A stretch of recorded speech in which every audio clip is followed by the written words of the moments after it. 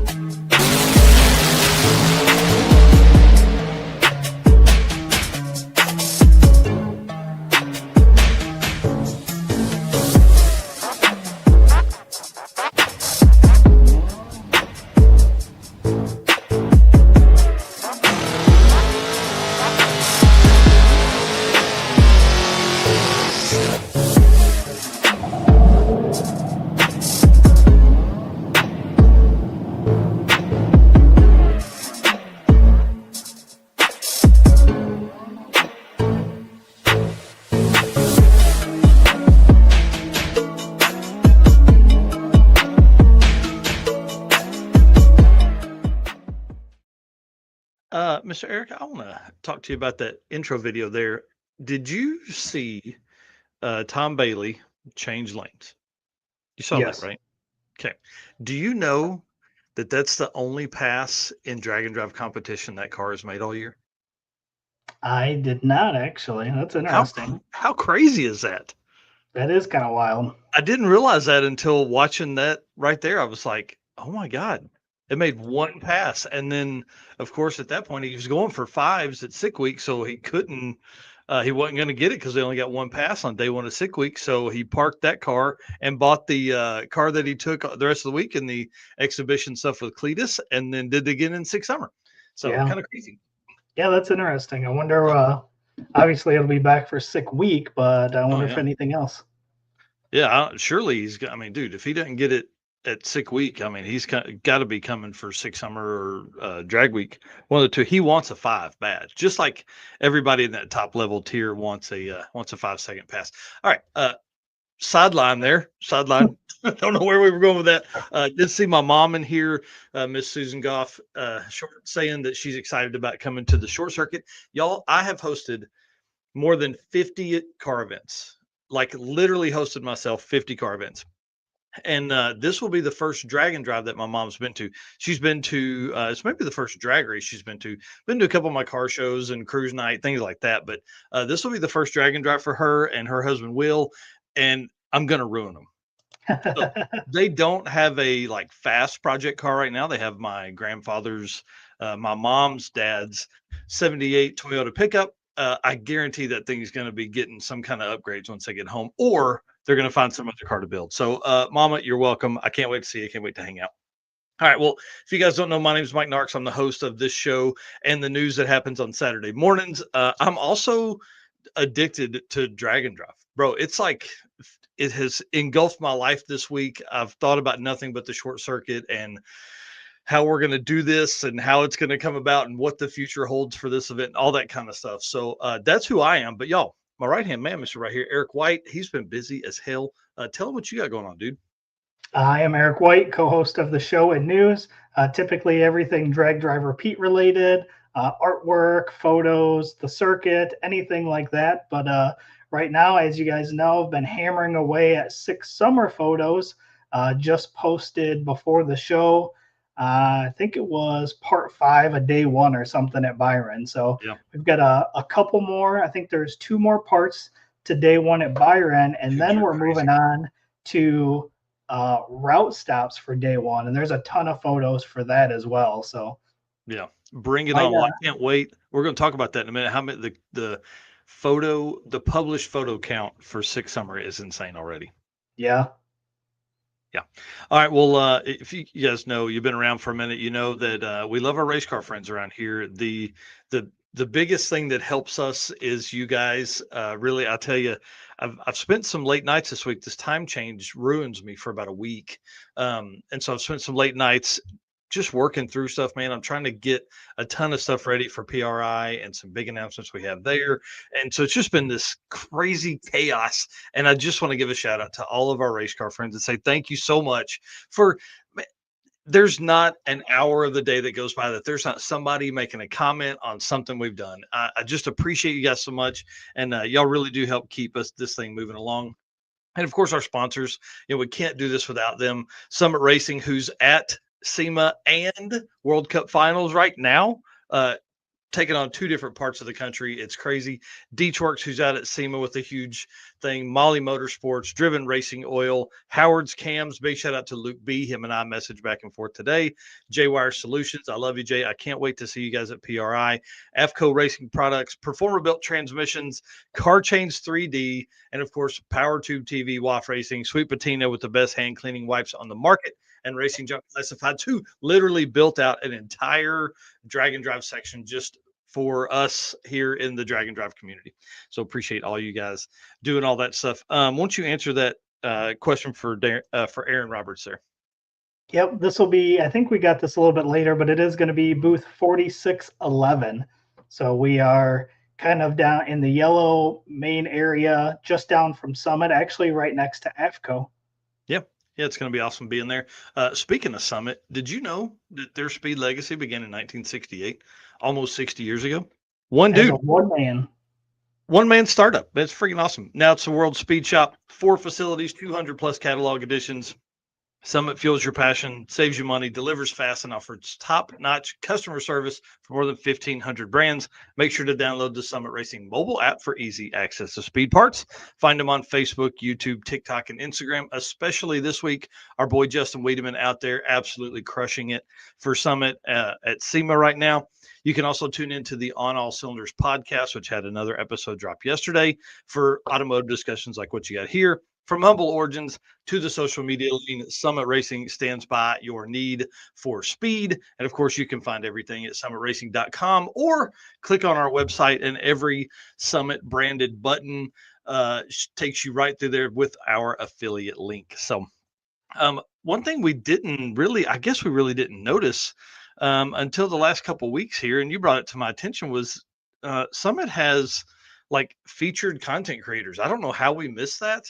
But I'll tell you, this featured content creator, I didn't even know existed. How bad is that of me? Like, this is a pretty good dude. Like, and from what it looks like, the videos I've watched, looks like he has a ton of fun, bro. This is like the kind of guy we need to look at. We need to hang out with this guy. Yeah. Junkyard Geeks is their featured content creator this week, and man, big shout out to him. Looks like he's having a ton of fun and just out there digging around in the junkyards and finding cool stuff, building cool cars, and that's what everybody should want to do. I guess yes, that's absolutely. I want to do for sure. So pretty cool of them, and then of course the affiliate program, guys, just can't say enough. It helps us while you are doing the same thing, the discount codes, the sales, the clearance items, all that kind of stuff works the same way it should. You just jump on dragdriverepeat.com, look for a Summit branded, Summit sticker on there or a picture, I guess, or a link on our website. Anywhere, it's on every page. You just click on it, takes you right to Summit Racing. So pretty cool stuff. And while you're in there, definitely grab you the old Drag Drive Repeat merch, which I don't think are either one of us wearing Drag Drive Repeat merch. I've got the circuit on today. Oh, nice. You can't buy that on summitracing.com yet, but there is talks about fun stuff coming to there from events. So bring it on. You can get some awesome Crocs, bro. I love you guys. You guys are going to get sick of me talking about these things, but they are truly awesome. Yeah. Like, you just need to. Did you just take that off your foot? Maybe. Maybe. But smell-o-vision, man. You need to run out to the mailbox and get the mail real quick. Slide these things on. get Yeah. there super quick. You need to go to the grocery store. You want to get in and out of the grocery store quick. Throw on these Crocs. You'll be flying through there. Yeah. Turbos, baby. Well, let's talk about some drag driver Pete updates, sir. Lead us into this first part here. Yeah, so been talking about Six Summer stuff. Six Summer Day One album is starting to get full. 270 photos in there already, which I think was that That's as probably of this light. afternoon? Yeah. Yeah. I think that may have even missed your most recent update, your most recent post. Yeah, I was gonna say I just uploaded like 50 something tonight. So Oh, yeah, wow. we're gonna be probably up over 300. 2 more days of actual track photos, which is probably about another 100, and then we get into traveling between Byron and the route stop. So there's a ton of photos there as well. So Dad and I had pulled over a bunch of places and caught people driving down the highway. That first route stop, it's forgetting the name, but it's the brewery. Sat out there and caught a ton of cars coming in there. So there is still a lot of photos yet to come. And again, this is day one. So That's there's still crazy. 4 more days of photos to drop. So we'll be dropping photos for a while. My goal is to just keep dropping, 50 something a day. I think that's a safe number that everybody can scroll through and not Mhm. have to scroll through 300 photos. 50 seems like a good number. You can tag people in there, let everybody see pictures of their cars. So hopefully you guys are liking that number because it feels like it works better. Oh yeah, for sure. And Doug, then you're saying killer pictures, guys. Guys, no, that's that dude right down there. He just crushed it, bro. appreciate that. So day zero, that's already fully updated. There was 295 photos from that day. So we're already past that with day one. Obviously, day zero is just tech in and everything, but still Mhm. almost 300 photos from that day. So each day is going to have its own album. That is the way I like to organize them. That's the way that we've kind of decided is the best way. I'm really debating on if we do the like route stops as a separate album just because there is so many photos, but I Mm. think dropping them at 50, I think it kind of allows everybody to see it. So we might keep them all in the same, but for sure there'll be day 0 through day 5 albums on Yeah. Facebook. That's where you can see all the photos. They are uploaded there.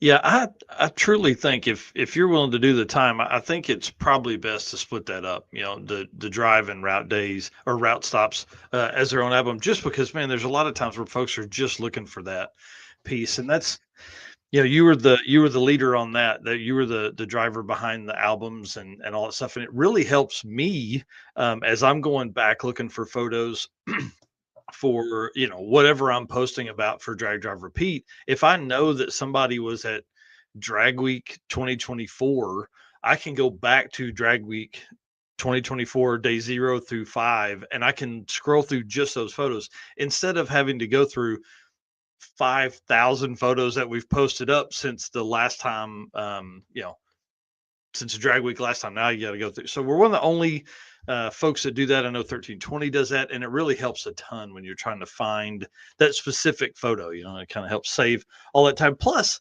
when we get old and Facebook is on our glasses and we're trying to find stuff, that will help a lot. I'm telling you. Yeah. Plus, if like if you broke and you're only at track one or even whatever, you can go to that day and find pictures. So, and Yeah. then a lot of times I'll post kind of teasers before we even start dumping photos in general. So if you've seen a photo that you liked and you're looking for more, you might go, okay, oh, there was a cool photo from Byron that he posted. That's got to be either day 1 or 5. It kind of allows you to zone in on where those might be, and I think it just helps everybody find them easier. Yeah, 100%, man. Well, you're doing a great job. Killer stuff. I love it.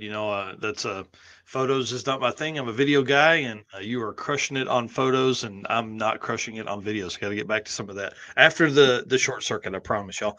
Next up, dude, we're 36 days from the Dragon Drive Awards. 36 days.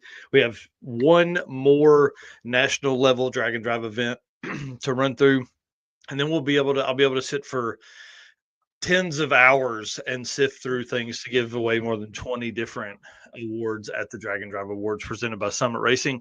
Guys, literally 36 days. I hope you're ready. We are room 235, December 11th, which is Thursday of PRI at 11 a.m. Make sure you get yourself to the room.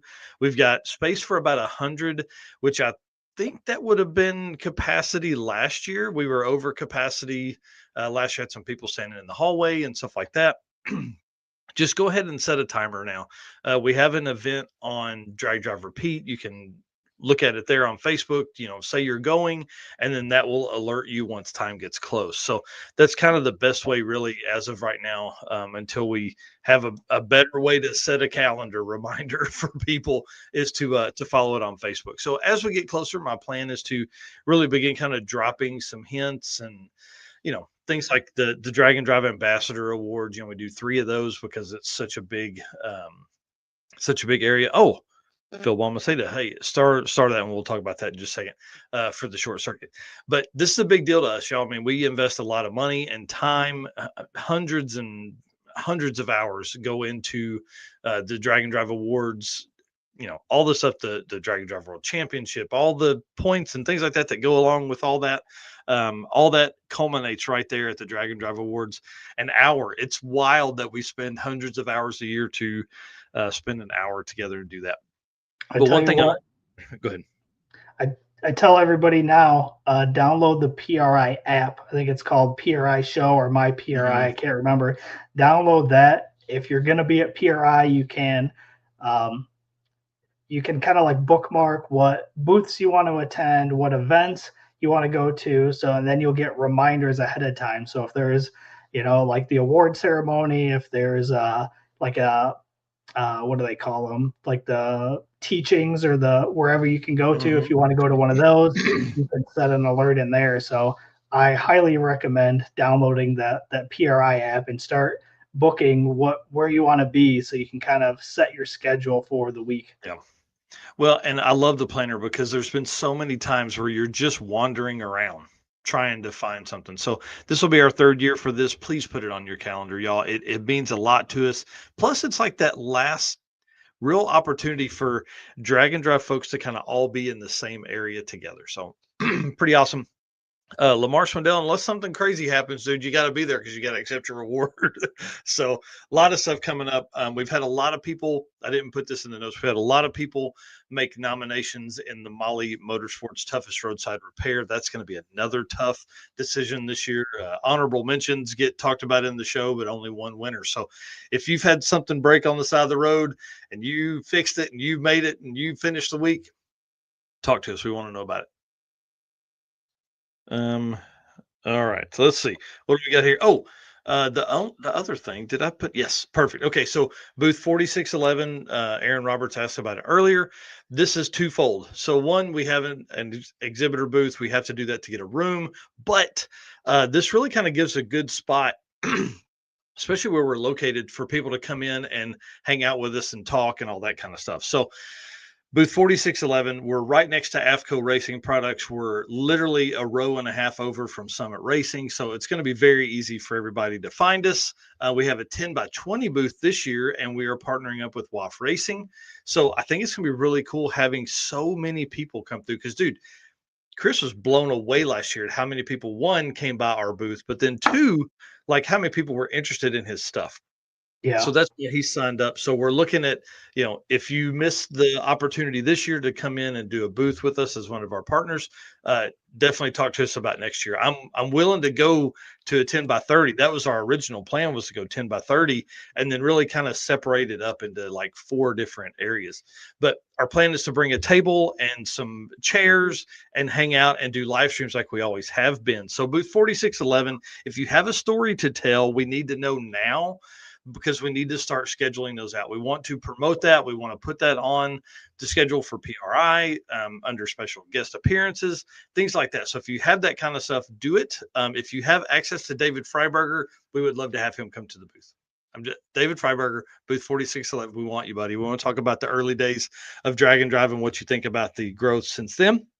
But one of our biggest ones, and I will be building the event later tonight, Redwood Rally will be releasing the tracks and dates for the 2026 event on Thursday at 2 p.m. Eastern, live from our booth at PRI. I want to say thank you to them for doing this. They could put that out right now, but they're waiting 36 days to give us that, and let us have that opportunity to really put that out there and be a part of the announcing of a huge drag and drive event that is going to be around for a long time. So big shout out to them. Same things. Yeah, absolutely. And speaking of big news at PRI, we have a huge announcement for the race car friends that we're going to release at PRI. So more clues and details coming over the next few weeks, but this is going to be exciting. Yeah, you're going to need to be watching the Drag Driver Repeat page, because this is going to be stuff going to be hidden within other posts. This is a pretty big deal, and it's been a ton of stuff working back behind the scenes and all that kind of stuff. So it's going to be awesome. I can't wait. It's going to be awesome for all of our race car friends that are out there. All right, man, let's move on. The short circuit, dude, 2 days from now. When the heck did that happen? How did we get so close already? 2 weeks ago when you thought it was a good idea. Yeah. Oh man, I'm not very smart, but I want to play this video real quick. It's a reel that's going to go up later, but it's 38 seconds, and I wonder if we can talk while it's playing. Yeah, perfect. So these are the folks that are coming. So for you guys that are watching this at home, these are also things that are going to be posted. This event came out of nowhere. To be honest, it was really, I blame it all on Eric. To be honest with you, it was not supposed to happen. I wasn't going to do 2 events a year. I put it up. If we could get 40 cars, hey, we'll do it. Dude, we're sitting at 64 cars right now, and I've had 3 or 4 other people message saying, hey, I'm coming. I'm just going to sign up on Friday. That is awesome. Yeah, we're going to end up somewhere around, I hope we can end up somewhere around 60 cars total by the time we get done. It's awesome for us to have one last opportunity to kind of hang out with all of our friends in a really laid back. This is way different than the circuit. We're not doing it's not this big crazy, big show, right? It's a fun time. I'm actually going to be walking around talking to people and all that kind of stuff. But it's really, man, I think at this point we're probably going to have 2 of these every year now. I think that's probably what it is. So we're at 64 cars. Do you want to tell them what I'm going to do for people that are pre-registered? Yep. So there is going to be a drawing for a free entry to the Circuit 2026 for the racers that are pre-registered. Cutoff for pre-registered drawing is Friday morning. So if you want to have an opportunity to be guaranteed a free spot into the Circuit 2026, get pre-registered. Friday morning is when that cutoff date is.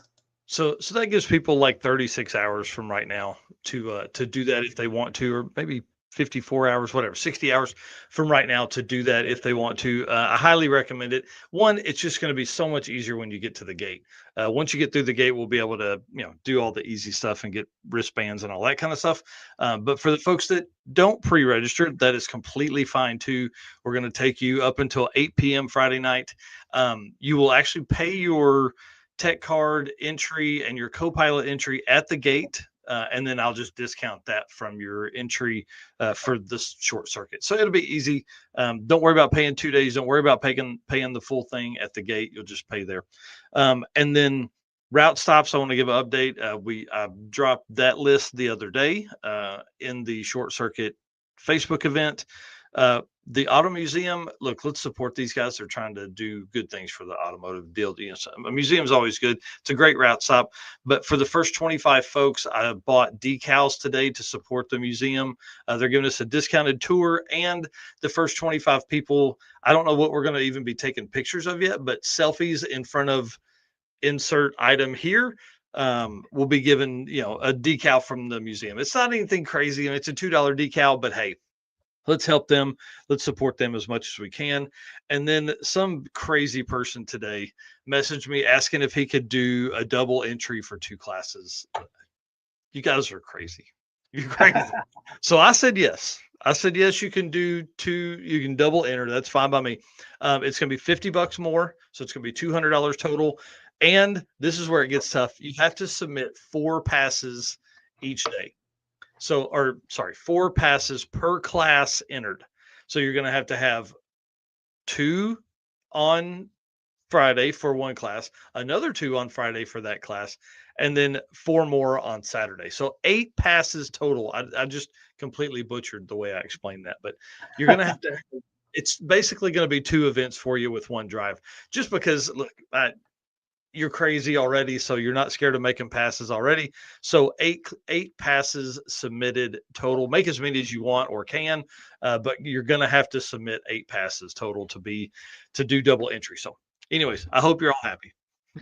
Definitely disappointed that I'm not going to be at this one. It's going to be a ton of fun.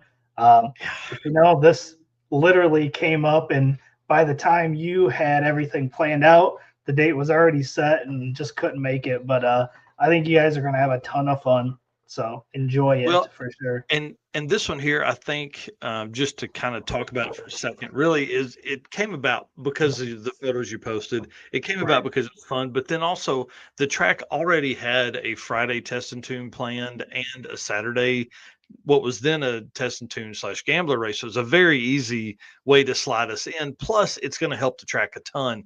Having 60 entries for 2 days of racing is going to be a good deal for the track. So just so everybody knows, I'm paying retail. Whatever you would pay to come race at the track, that's what I'm paying. The reason I did that is because I have such a good relationship. I mean, I'm basically an employee at Tulsa Raceway Park with all this, all the stuff I do. And I just wanted to help. We've had a hard year for test and tunes. I think that's going to change in 2026. But the short circuit, 2 days from now, November 7th and 8th, I think it's going to be a ton of fun and very laid back. All right. Lead us in, sir. And we're probably going to skip the part after the driven racing oil because I've talked too long. All right. Driven racing oil is the performance engine oil that can do it all. GP1 is the ultimate oil for any race or performance application, whether you are launching hard at the drag strip, enduring the extreme heat of off-road and circle track, or even pushing limits in top fuel drag boats and demo derbies. Winning racers choose GP1. It's compatible with engines from classic hot rods all the way to cutting-edge race machines. It's crafted from the legendary Bradford, Pennsylvania base oil. Enhanced with state-of-the-art additive packages, GP1 offers the best in protection and performance. And we say it all the time, drivenracingoil.com is where you can go to pick up your oil or any one of their other products. Use code DDR10 for a 10% discount. And then also follow them on social media, Facebook, Instagram at Driven Racing Oil. See what events they're going to be at, SEMA, PRI, whatever drag and drive event they're going to be at. You can head over there, talk to them, and purchase stuff on site as well. Yep. Well, right now, dude, SEMA is going on. Big shout out to the drag and drive people that have been at SEMA talking on the hot rod stage. So lead us through all the guests that have been there this week, man, or today. Yeah. Yep. So as you can see on the screen here, Felicia Smith, obviously a drag and drive racer there, was the Hoosier hero on stage here at the NRA kind of stage there. KJ Jones was on today talking about Hot Rod Magazine.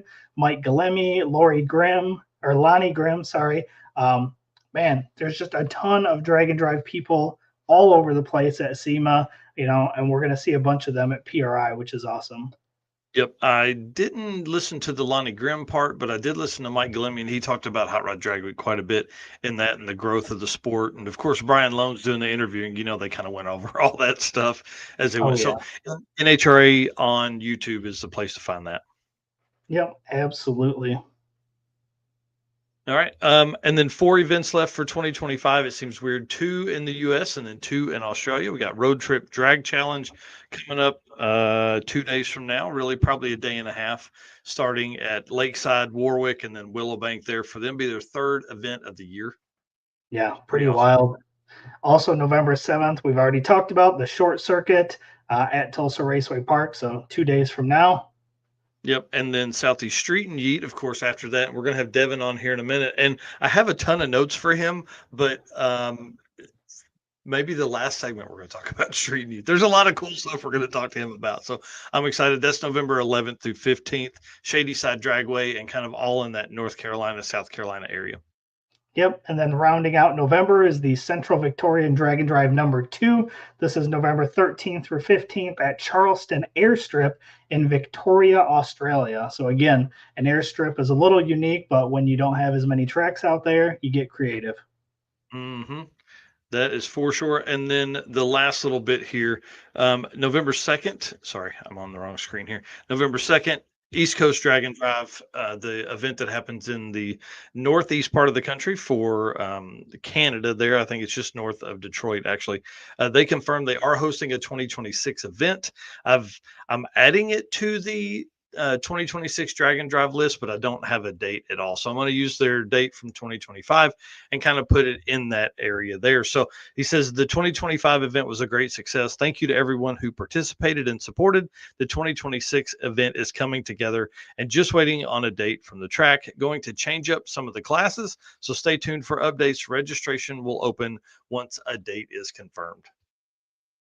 So that puts us at 53 events for 2025. 5 of those were postponed or canceled, but 18 already on the list for 2026. So again, these are on the website. You can find everything at dragdriverepeat.com/event list 2025. And I guess I assume the 2026 list would be event list -2026. Yep, 100%. And then we've begun the migration from the circuit dnd.com over to Drag Drive Repeat for the circuit information. So I actually have short circuit 2025 and the circuit 2026 details on Drag Drive Repeat. So as Drag Drive Repeat becomes bigger, we are going to move a lot of that stuff over under that just because it's easier math. Yes, the Eric White. Yep, catch him at a Drag and Drive event near you. Thanks, Skylar. That's exactly right. All right. Well, I do want to do the ad read for J-Wire because I love J-Wire and love Jay Blanchard, stuff like that. But we will be talking about this next segment after that. So J-Wire Solutions, expert car and marine wiring solutions you can trust. J-Wire Solutions can wire and plumb your hot rod, your race car, or your drag and drive car. Plus, they offer products that make your driving experience better, like the S10 fuel door charging port. I just saw that they had that. It's pretty awesome for all you S10 drivers. Fits right in that spot there. Not that you're going EV, but for your, charging on your drag car. Blinker priority module, Holly EFI plenum tool top tray. Love that the way it looks. We were going to cover the Street Machine Drag Challenge winners in this segment, but I really want to get to talking to Devin, to be honest with you. And so we're going to cover those on the next news episode, which will probably be Sunday because Saturday morning we'll be doing the drive for the short circuit. So I don't want to miss this. I don't want to skip over not talking about somebody and winning a class and all that kind of stuff because there's some really cool stuff that happened at Drag Challenge. I just know that we're going to be way over on time if we don't get to moving here. So the 10th running of Drag Challenge happened last week. They wrapped up on Saturday or Sunday. Second longest drag and drive event going on. 2014 was the first year they hosted that. We learned that last week.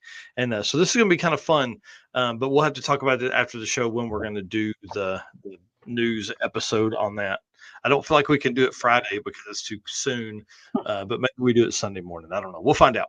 So anyways, thanks to Jay. Appreciate him for all the stuff that he does for us here at Drag Drive Repeat. All right, let me flip through all these photos because there's some cool stuff that happened in there, but you know how that goes. All right, so lead us into some Molly Motorsports. All righty, attention racers and high performance enthusiasts. Are you ready to start your next engine build? If so, there is no better time than right now to check out Molly Motorsports all-in-one Power Pack piston kits. With over 1,200 applications, these kits come complete with pistons, rings, wristbands, and clips, all designed to work together. Visit mollymotorsports.com for more details. And for our podcast listeners, Molly is spelled M-A-H-L-E. Oh, yeah. All right. Well, let's actually bring the man in himself. Let me remove this here. Mr. Devin Vanderhoof, how are you this evening, sir? Good. How about yourself? Man, I'm doing awesome. Good. Yeah. I'm doing even better now. I'm excited about you being on here tonight. Hang on. Let me get what do I got going wrong here, Eric? Help me out, bro. It should be the one, right? Like, where's the one where we make Devin big? You know, sometimes I just enjoy watching you fumble through these. I don't know. Same. What'd you do to it? Oh, there we go. Hold, please. Yep. There we go. For you guys that don't know, Devin Vanderhoof is the man. Fast 235s, fast on 275s, fast on a radio, fast. Probably if you've ever raced on a slick, you were fast on it too, I'm sure. We actually went out last year with Josh's car on slicks, and we actually did really. We went really fast, surprisingly. Yeah. So yeah, we usually are pretty good at going fast on whatever we're gonna have. Yeah. Well, and that's why I think this conversation is going to be fun.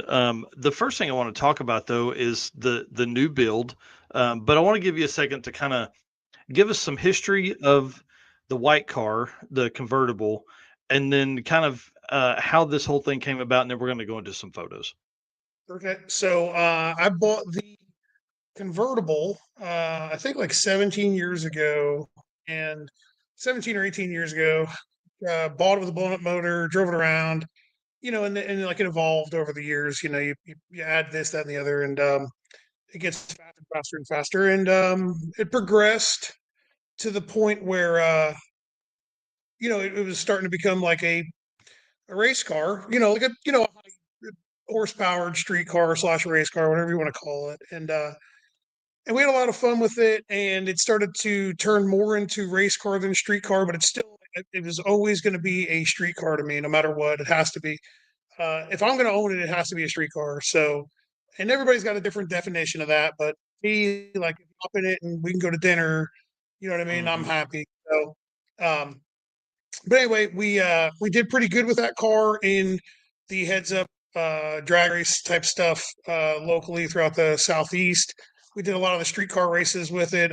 We dominated a couple years in a row of the streetcar race, like where you go on like a 30 or 40 mile cruise and go right into the lanes. I think we won 22 of those shootouts in a row.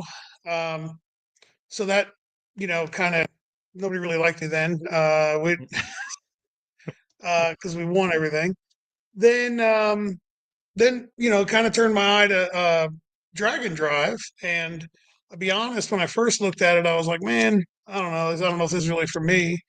And we decided to pull the trigger and do what we needed to do to make this car a drag and drive car, because they're not the same when you're going real fast. I can't imagine. Like looking back because I made that decision about 5 years ago. If I knew then what I know now, progression obviously would have been a lot different, but made some changes to it, went to sick week and had a catastrophic engine failure on day 0. It was pretty bad. So that really was probably the worst thing that could have happened when it came to fellow competitors. Not to us. Like, to me, it was like, okay, it sucks, but when I like to go out and race and enjoy like the racing, and I really enjoy hanging out in parking lots at a gas station and whatnot more than anything. But with a motor, I said, okay, well, that's never going to happen again. And and unless it's like my own stupidity, and we're coming to win. So showed up the next year at sick week, and that was the year we were on 235s, and decided that I was going to run this like a drill sergeant. Like, I was a lunatic, man. Like, we did not. I don't know if we had fun. I don't think we did have fun, actually. Like, we did one run every day. We were the first car down the racetrack every day for our group. We were the first through the gate every day. Well, not first through the gate, but like, part of that, like, first couple of people through the gate. And we were at the hotel every day by 3:00 in the afternoon. Oh my God, dude. Yeah. I was a complete maniac. Up at 4 a.m., running valves at 4:00 in the morning, like heating, like prime it, ridiculous, right? So the only failure we had that year was a spark plug wire, burnt up one spark plug wire. It was a flawless, like, even Tom came over and said, "Dude, you put on a clinic. Like, I don't get it." I was like, "Oh, whatever." We broke the 235 record by a pretty good margin. I don't really remember what it was, but I think it was a pretty good margin. Yeah. That we I think it went was by. 210 or something like that. I think that the old record for a 235, I think, was like a 522 average. Oh, And yeah. Yeah, you yeah, destroyed yeah, it. Yeah. yeah. We went 61 or something average. Yeah. So, so that was a lot of fun. I really enjoyed it. But I'll tell you this: I think that the 235 tire is awesome, and I think that eighth mile is better than quarter mile. Now, comments can light up, and everybody can call me an idiot. That's fine. I'm okay with it. But I like eighth mile more than quarter mile when you start getting really fast, and Yep. there's a lot of safety reasons for that, and a lot of discomfort reasons for that too. But what I learned that year was the 235 class was awesome, but it felt as if like you were the little brother of everybody else racing. You know what I mean? So we decided to go back and run big tires, aka 275s, and that's what we've been on, 275s or 315s. The past couple of years. So we did pretty good at Sick Week this year. Took second overall, won our class. We won our class and took second overall. We had no. Oh no, that's right. That's right. See, I'm out of it. Like the whole event, Sick Week was so tough for us. Like it was bad this year. Just because like all the whatever. Like a windshield caved in. Like, everybody knows what happened. You know what I mean? Like Oh yeah. yeah, the windshield caved in. We made it like we went 228 mile an hour with these little pancake filters on front of the turbos. Like all this dumb stuff kept happening. Whatever. Um, then fast forward to sixth summer, and we went up there to test at what track was that? Is that Byron? Mm-hmm. That was day zero, day one. Yeah. So we were up there like 2 days early, and we were testing there because they had a shootout. So we like entered the shootout. And we're like, oh, let's get some test laps in. We kept shaking the tires and spinning. We just had some problems. Anyway, kind of figured it out by day one. Okay, it's time to make a pass. And it goes down. It makes it through the transition area at Byron that like kept shaking the tires right around the 330.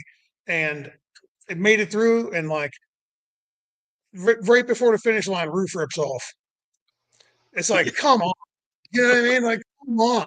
Like, this is just terrible. So, um, we were really gung ho to try to fix it, and then push came to shove, and it was just a smart move to just say, pack it up and let's go home. So we rode around for a couple days. My wife and Josh's wife were up there on sick ward, so we had to endure that for a couple days, and then we drove home. So yeah, Yeah, that stuff. I can't imagine the windshield coming in. What that would have felt like. Josh had some great interview time with everybody. I think everybody made their way around talking to him about that. And then to have the top come off, man, that's just crazy. yeah. Well, the funny thing is like we get asked a lot, or like I get asked a lot. Well, why don't you drive? And it's like, well, I've got some physical, impairments after like tearing up a shoulder and a chest. But the real reality of it is that if you want to be successful at anything, you have to put the right person in the right position, right? So like Josh is a better driver than me. Simple as that. And I have no like pride problems with admitting that. Like I'm happy to admit it. And I'm happy to have such a good friend that wants to do this kind of stuff with me because that's what this is all about. You know what I mean? Mm-hmm. So he's like cool as a cucumber, man. Like he doesn't get excited about anything. Like he doesn't Yeah. like His interviews are hilarious because it's like just very even tone. Well, the windshield came in. I got to have my gloves on because it just laid kind of on my hand. That was like it was like what? Dude, I just shit my pants. oh dude, I'm on the starting line and like we make that hit and I'm like, oh, all right, that was decent, right? So radio, like got the headset and I'm like, hey, you are because we have a routine, right? So like once I see the shoots out and like everything looks like it's gonna be all right. Because I don't want to be in his ear yelling like when he's like scrambling trying to get the car like straight and calm down. And I see everything's like kind of calmed down and I'm like, hey, you good? He's like, yeah, windshield came in. I'm like, what? He's like, yeah, windshield came in. Like, and that was the voice, like that was the tone, Yeah. there was no like, oh my god, like it was just windshield came in, Yeah. so yeah, like that's Yeah. an 100%. accurate statement. Yeah. For the folks that are listening, this is Adjustable Hammer Racer says Josh is the definition of calm and composed. You could drive through a nuclear blast and just come out saying, "Well, that was interesting." Like dude, he drives up. So we're going back to the pits. Oh, he says you should probably come down here. I can't see anything. And I'm like, all right. So I get on my scooter and I run to the end of the track. And like by the time I get down there, he's back driving the car and he's hanging out the window like Ace Ventura, you know. Yes. And I was like, oh man, the windshield really did cave in. Like I didn't mishear him, like you know. And so I said, "You good?" He's like, "Yeah." "Do we have to go across the scales?" And I was like, "No." He's like, "Okay. Um, can you ride next to me on the scooter because I can't see anything and like I don't hit anything?" And I was like, "Yeah, all right." And literally, like I can get worked up real easy, you know, like mad or what? Not mad, but like frantic, you know, like hurry up, we got to fix this or whatever. But like being around Josh, it's like you get like, oh my god, we got to go, and then like he's just like, it's fine, and you like his demeanor calms you down when you're just like, ah. So yeah, like he pulls back in the pits and 1320's there, and like they shove a camera in his face, and they're like, "How was that?" He's like, "Well, it's less than ideal." You know, like that. That's it. Like, and that's the thing. You know, the in-car footage when the roof ripped off, it was like you see him like he's in the car, like you see it like from the side, like from the side of his helmet, and then you see the roof pop off, and all you see is his head do like this and like turn up and like look up, and then turn back, and he's just like just shaking his head. 230-mile-an-hour roof rips off. He looks up like, God dang it. You know what I mean? Like, you got kidding me, you know? That's crazy. Dude, he is like, and it's the reason why we're such good friends is because like we're pretty different. You know, we're very much the same, but we're also very different. And if that would happen to me, and the roof ripped off, or the wind, or most people, you know, like if the wind caved in on me, I'd be like, that's it. I'm cutting the wheel, going for the wall. We're going out like Thelma and Louise. You know what I mean? Yeah. And in Josh's mind, he's probably like, oh, we get a windshield in like an hour. Like this ain't a big deal. Right. It's a Fox body windshield. It's fine. We can Yeah, get one of those. yeah, yeah. It's So anyway, crazy. so to the new car. So I saw this ad online for the car that I bought a couple weeks prior to Six Summer, and like I contemplated it, and Laura, my wife, um, uh, which I need to apologize to everybody who had to endure listening to her last week. Oh, come on. What are you talking about? It was awesome. It was a great show. She did amazing. I'm so sorry to everybody listening that had to endure listening to her. But now I hope that everybody that did deal with that can sympathize with me, because really, you know. So, um, but anyway, she you know she kind of talked smiley me out face of. you put on the thing there. Oh yeah, it should be all right. Uh, he talked me out of selling the convertible like 100 times, you know. And when we were coming back, I said, okay, if we're going to keep racing this car, it needs to get a hard roof put on it, you know. Mm-hmm. And we pulled the trigger on doing that, and then the next day, Laura's like, well, if you're going to just like make it a coupe, you could sell the car. And I was like, I could have just not cut this stuff out of the car real quick and saved myself a whole bunch of money if you just spoke up 2 days ago, but here we are. So it's all right though. So I bought this S550 from J&E Chassis Works, and they, there it is. And I bought it in a condition of a shell, Mm-hmm. and a shell with chassis. You know what I mean? Like, so the four-link was done, the rear end housing was done, strut shocks, you know, all the carbon fiber stuff on the car. And then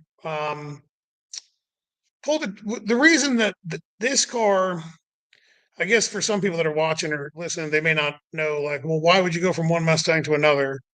But the bodies, the chassis, oh yeah, it's dramatically different, like dramatically. Like this is a 108-inch wheelbase. The Fox body was a 100-inch wheelbase. This has got a 4.5, 5-inch wider track width. This car's got way different aerodynamics than the Fox body does. So yeah, this is it. Now we're building this thing. So Well, and this car started life as a GT 500, right, or GT 350 or something like that. GT 350, yeah. Yeah. Mhm. Yeah. So S550. I mean, like this thing definitely way more space. It's And like it pretty. may have. Go ahead. I'm sorry, it's pretty roomy inside. Yeah. Yeah, I was just saying a lot more space, and then plus like having the Mustang for so long, like that car had been upgraded and changed and rebuilt and built and all that kind of stuff. And I mean, it was the same level of safety here, but I mean, like this car is from the ground up built with this in mind, and the Yes convertible and was no. too.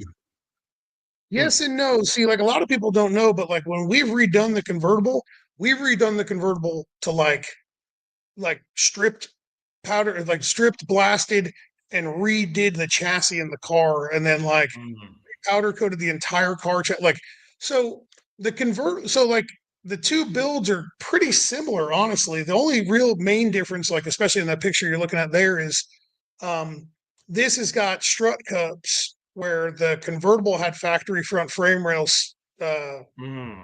and factory strut towers still.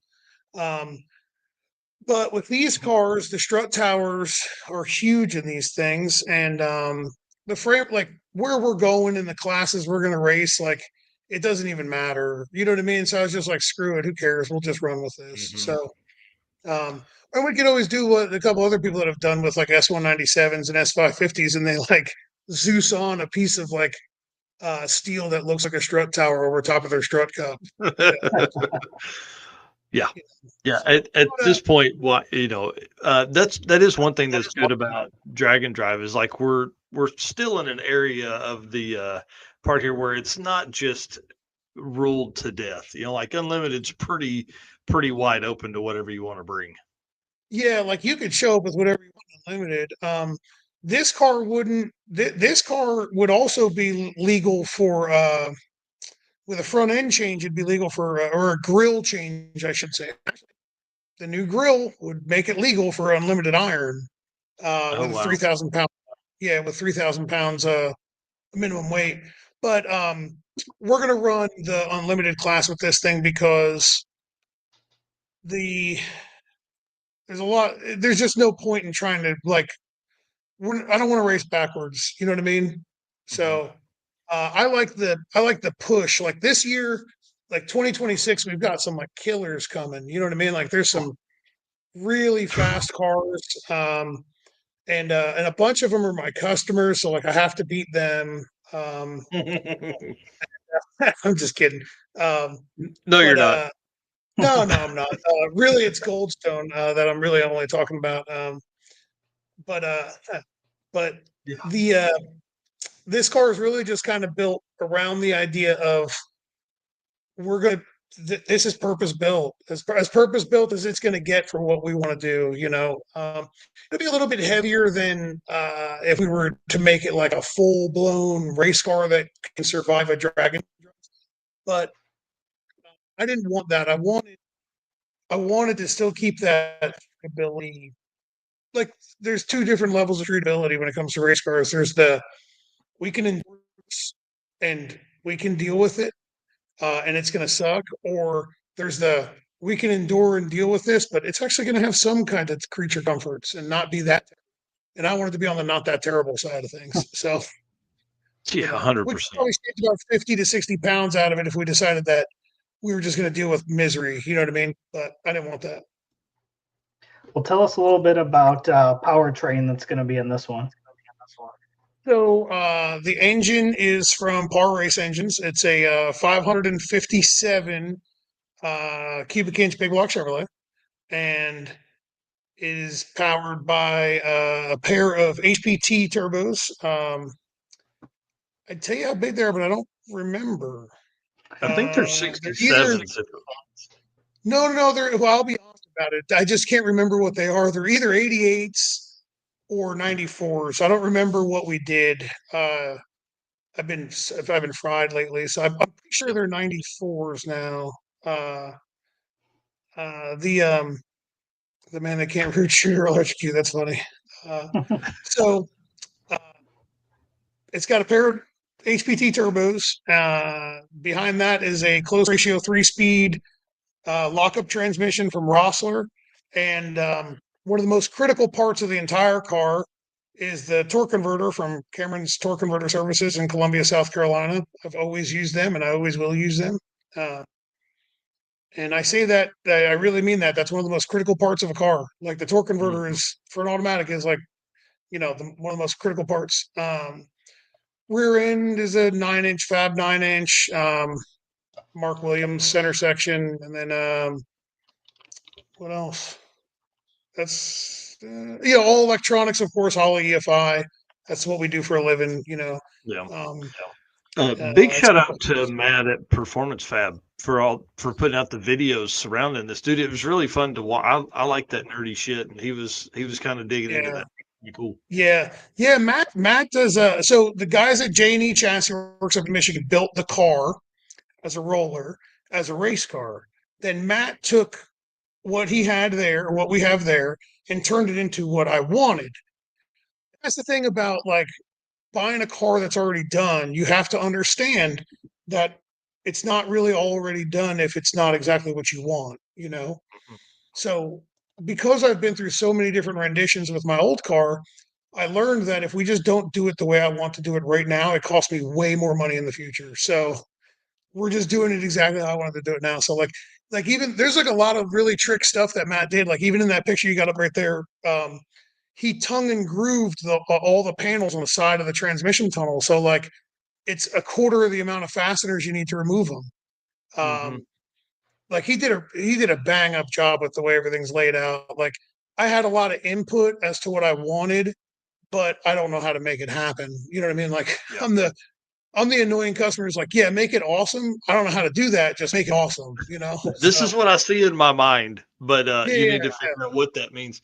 I really like the center console, or not the center, the tunnel there, where you've got like the carbon fiber pieces, and like how he had to make that out of aluminum so he could use the brake to do. I mean, like there's just a lot of really behind the scenes, a lot of neat stuff that nobody really ever gets unless they're really, unless they already know that channel and follow along. So appreciate you introducing me to him.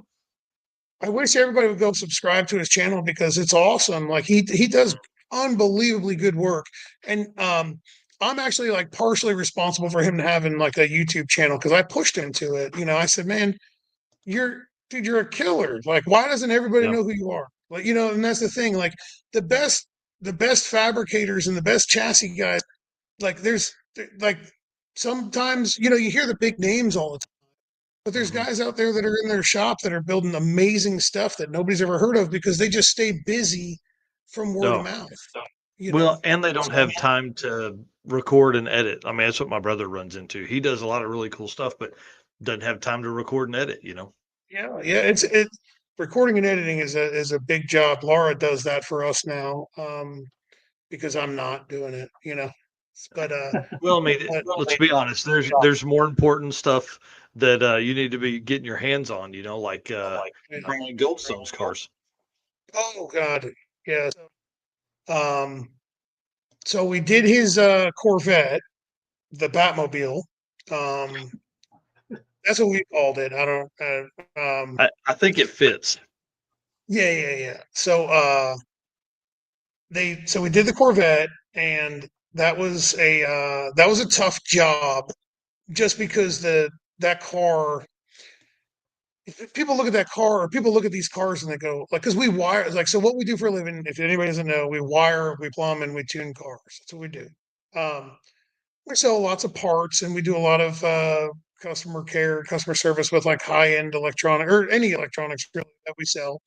Um, and but most people look at a car and they go, "Oh, well, it's already run, so that means all the wires are in the right spot and everything works, and nobody really cares." And um, but like when you start looking at like a car like the Corvette, there's no room in that car because it wasn't built to be driven on the road. You know what I mean? Like it was built to be a pro mod. So that was a tough job just because everything was really tight inside of the car. And I thought that was going to be the worst thing that I had to deal with this year. I really thought that was going to be the worst thing that we did this year. And boy, was I wrong. Yeah. Then you saw the Javelin. Dude, buddy, So if y'all don't know who Goldstone and Brian Robbins, Rob Sanders, if you don't know who those guys are, I'm here to tell you that they are the toughest men on the planet. Okay. Drag and drive's hard. It is way harder when you are in this Javelin. This is terrible. It is. I mean, I hope Brian watching. I've told him all these things on the phone. Yeah, quit bitching. No, it's quit, not quite bitching. Uh, uh, now these guys they're tough as nails. It was tough. This car, not only is it small inside, but it is doused in like 10 years of drag and drive oil, grease, grime, disgustingness, right? Um, and it's just because it's been raced a lot, it's been driven a lot, it's been, so it's it's uh it's pretty gross. We actually pulled all the carpet out of it and replaced it because it was so saturated with it was just gross. Like good, Brian. All you hear is your price going up. Yeah, it is. Yeah. Yeah, we way underbid that one.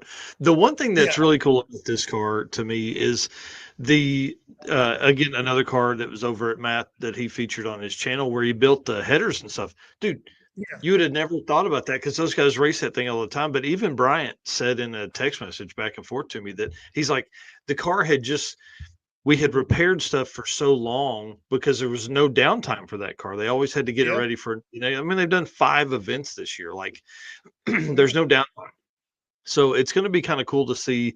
But Matt did a great job on the headers on this thing. It's freaking yeah. gorgeous now and way more serviceable.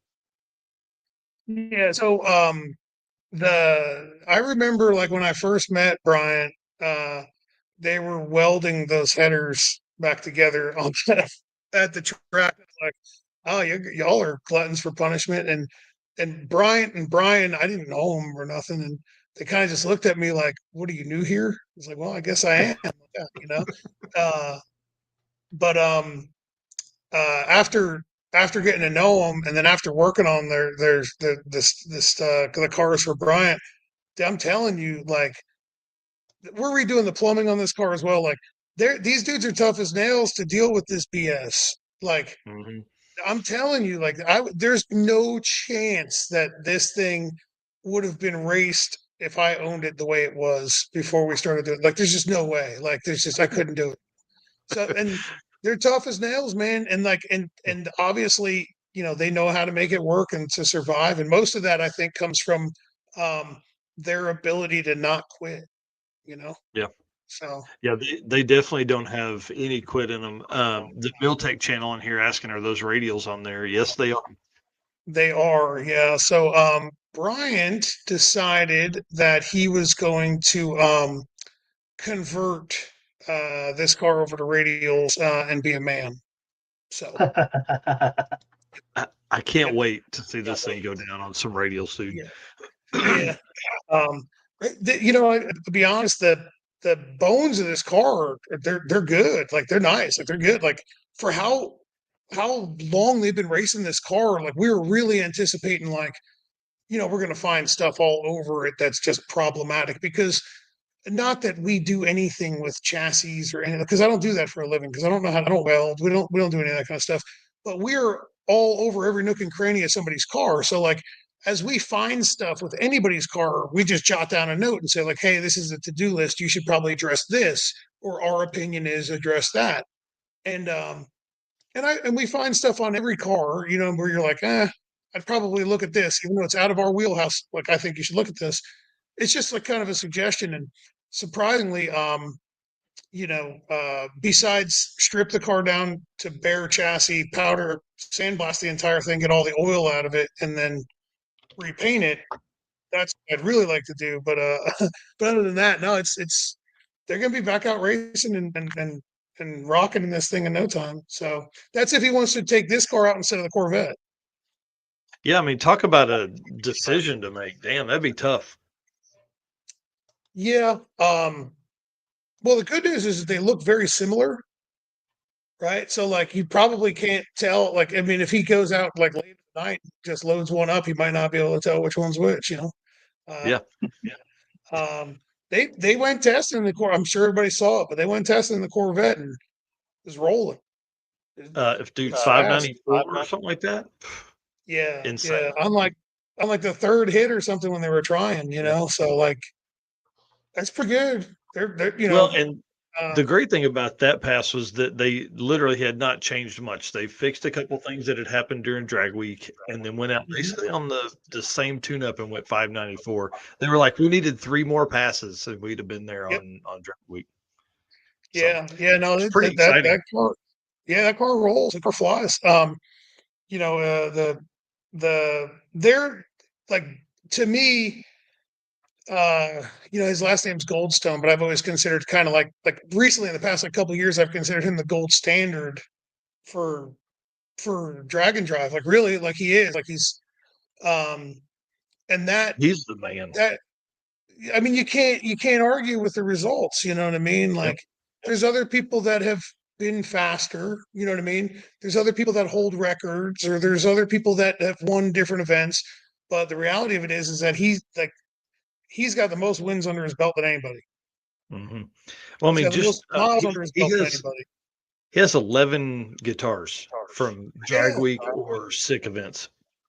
yeah. I mean, and I hate to say that because like I mean, right. The good news here is that like he's not going to be able to go out to work tomorrow because his head ain't going to fit through the door after hearing me say this. You know what I mean? Like his head is so blown up right now he can't even fit through the door. But but it's true, man. He's good. Like they're good. They're good at what they do. You know, Yeah. Brian and sometimes Brian and Rob will go with them as a co-pilot, and you know both combos, right? Like they work together really well. We always enjoy being around them. hmm You know, always have a good time. Um, and he's fast. So I look forward to running over whatever car he decides to bring out next year. You know what I mean? I look forward to doing that. And, you know, Yeah. um, if you don't have fun, to me, like if we're not poking each other, we ain't having fun. Oh, Right. 100%. Especially with that guy. He is like the most uh understated trash talker that we've talked to in the last few months. Oh, he's terrible. Everybody always wants to act like he's the victim too. He's terrible. He is terrible. He brings it all upon himself. Every single bit of it. So Well, he's with the Corvette build, was there anything new for you when you were doing that build?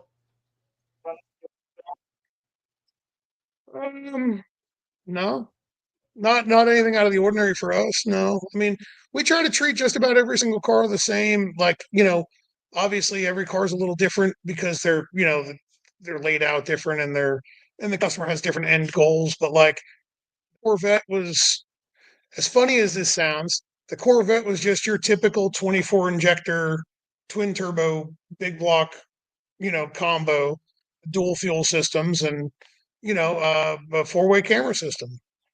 Yeah, just Just your normal shit. normal stuff. Yeah, yeah. Just well, I say that, but it's like we've done so many of them that to me, it's like it becomes just second nature.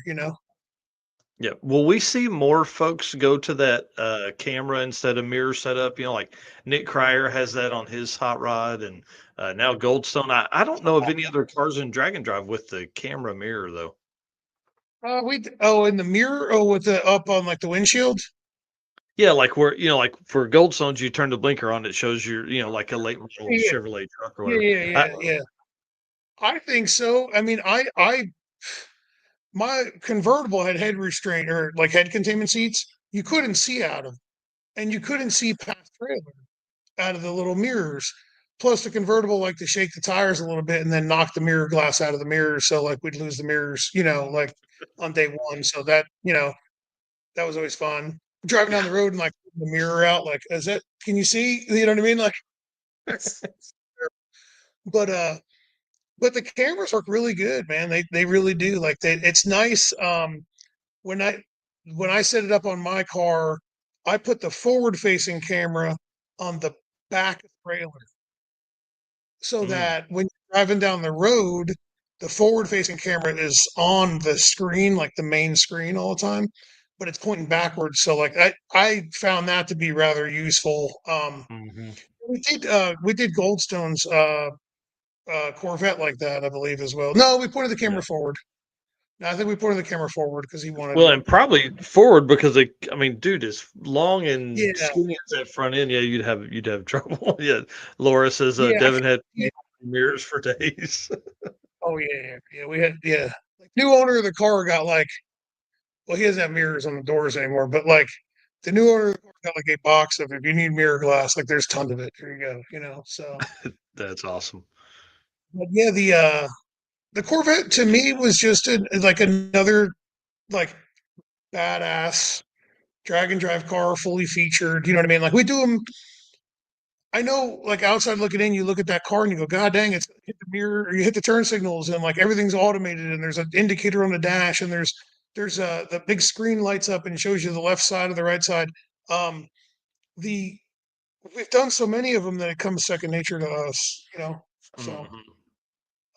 Not downplaying it in any way, shape, or form because it's not an easy job to do. It's just we've done a lot of them. So What did you get? Well, we'll talk about Cleetus' car here in a minute. Anyways, okay. Eric, why don't we why don't we thank some race car friends and then some sponsors, and then we'll move to the next little segment here. All right. Appreciate tons of comments tonight. So appreciate all of our race car friends tuning in for the Devin Vanderhoof episode for tonight. So appreciate each and every one of you guys watching and our sponsors. We say it all the time. We couldn't do this without them. Summer Racing Equipment, Deechworks, Molly Motorsports, Driven Racing Oil, Howard's Cam, J-Wire Solution, AFCO Racing Products, Performer Built Transmission, Car Chain 3D, Power Tube TV, WAF Racing, Sweet Patina, and Racing Junk. And then that rolls us into our Deechworks segment. So we'll start moving into there. Deechworks is a leading manufacturer of high performance fuel system components. The DW product line includes fuel injectors, fuel pumps, modules, fuel rails, regulators, filters, lines, and fittings, plus surge tanks, all engineered to support power levels ranging from 400 to 2200 horsepower. Every DW product is built to maximize reliability and efficiency, ensuring optimal fueling solutions for racers, tuners, and performance enthusiasts worldwide. With a focus on engineering excellence and industry-leading customer support, Deechworks continues to drive the future of high-performance fueling. And again, you guys know the deal here, 10% off using code DDR10 on the Deechworks website. Perfect. All right, sir. Well, here's I want to talk about something that is. I texted you about this earlier. I want to talk about a fast car only event.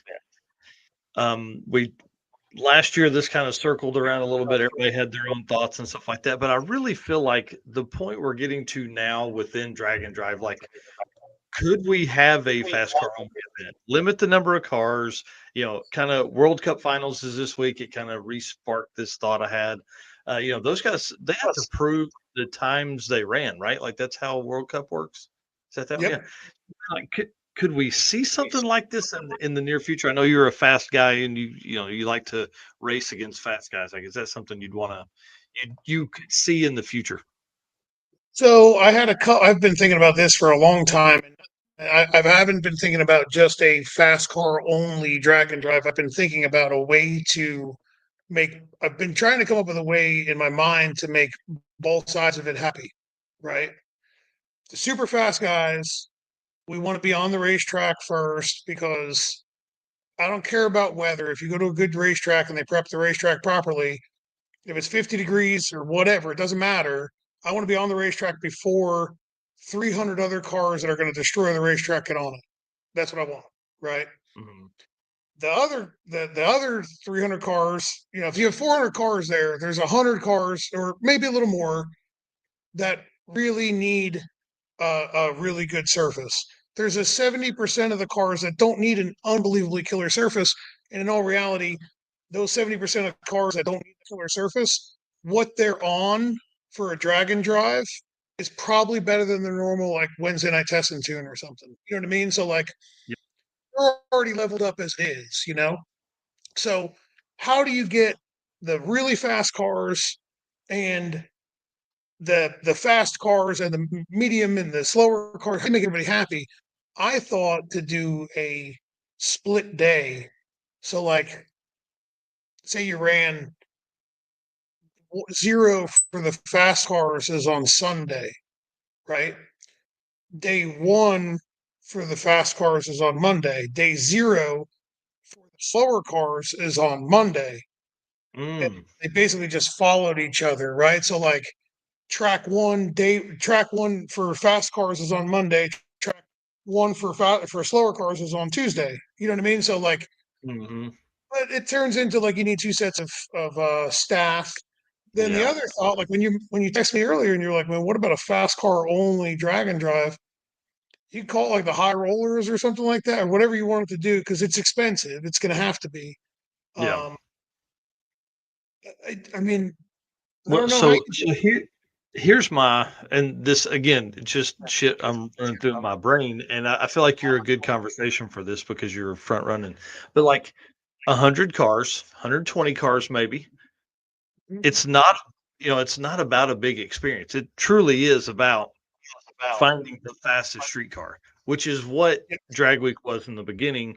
And then, of course, like we all do, we love this stuff. We want to be there. We want to experience it. Um, a 12-second car wants to pit next to Devin's Mustang. They want to have that experience of being at the same property.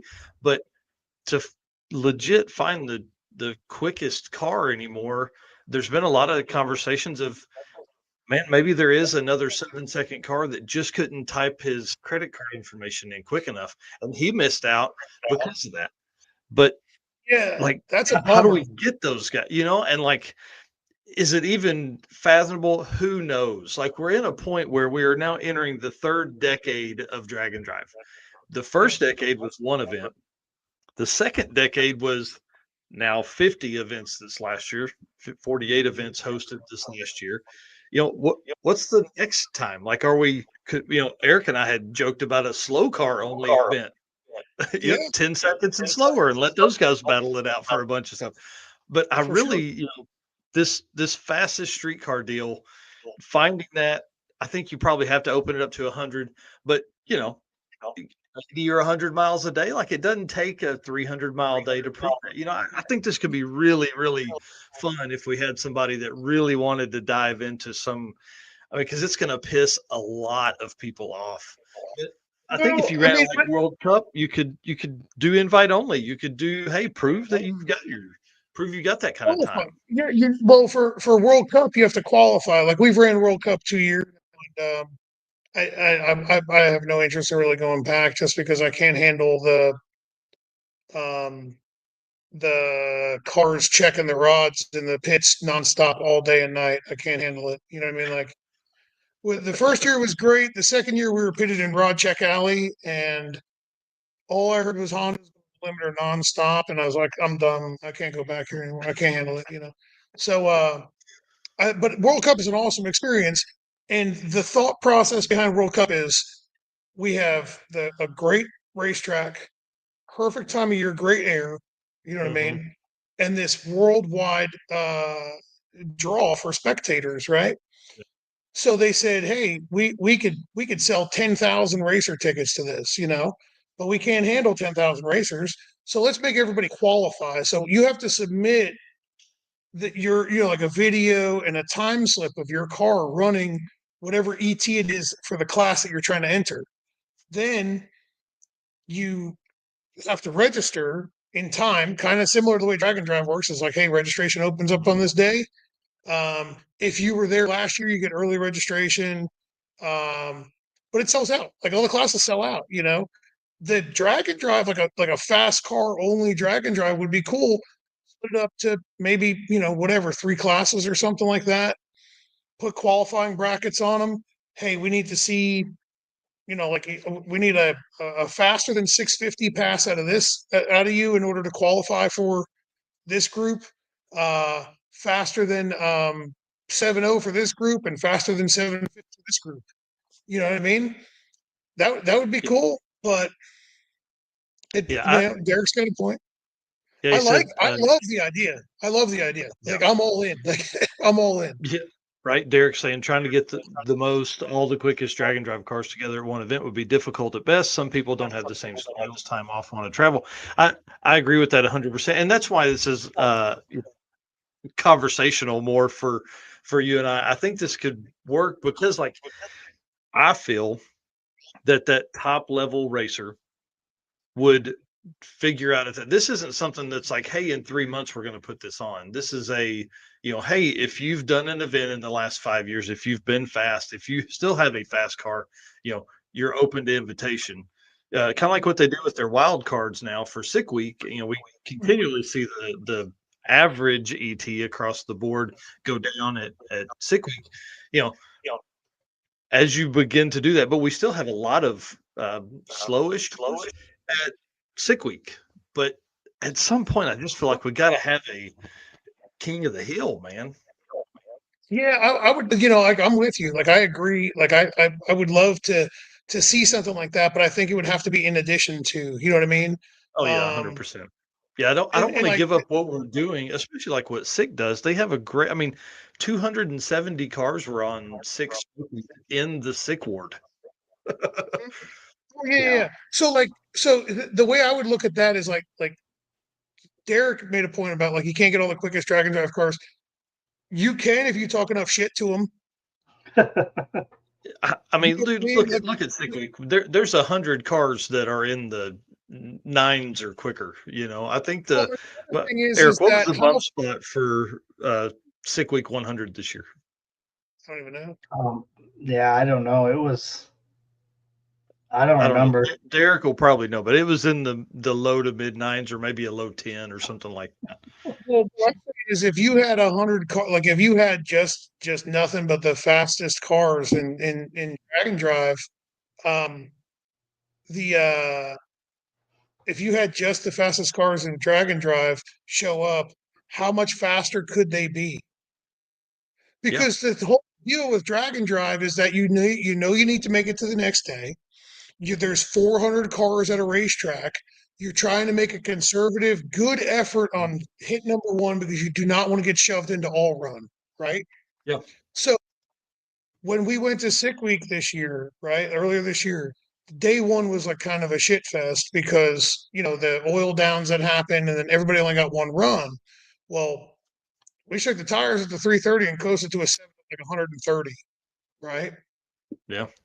And there is that we had no chance to catch. We had no ability to catch Brett in number one. So we said, okay, we're just going to take it easy for the rest of the week and just cruise and try to go like a 650 or 640 or faster every day. You know what I mean? And we did, and we wound up being second. But if we knew that there's 100 cars and we got 6 hours on 7 hours or 8 hours on the racetrack, man, you get a little bit different of a view on things. You go, well, you know what? One is going to be a Hail Mary. Let's see what it does. Let's see if we can't go real damn fast, So I think you would see numbers go even faster. But somebody brought up like it would not exist without sportsman classes. You're 100% right. I agree with you. And when I first got into the to the drag and drive stuff, at first I was like, man, I wish that there was like what we're talking about right now, like just fast cars. But the reality of it is that if you walk around the pits of all the really fast cars, right, and all the really fast guys, you're usually like kind of annoyed. It's hard. It would be hard to run that kind of level, but I think that's what it would be for, in my opinion. I think that, like, and again, it's one event. We're not doing it every time. And with 50 events, the guys that want to enjoy the experience, which is 100% what you've got to do, that's got to be your first goal in this whole thing. For your first one is to enjoy it.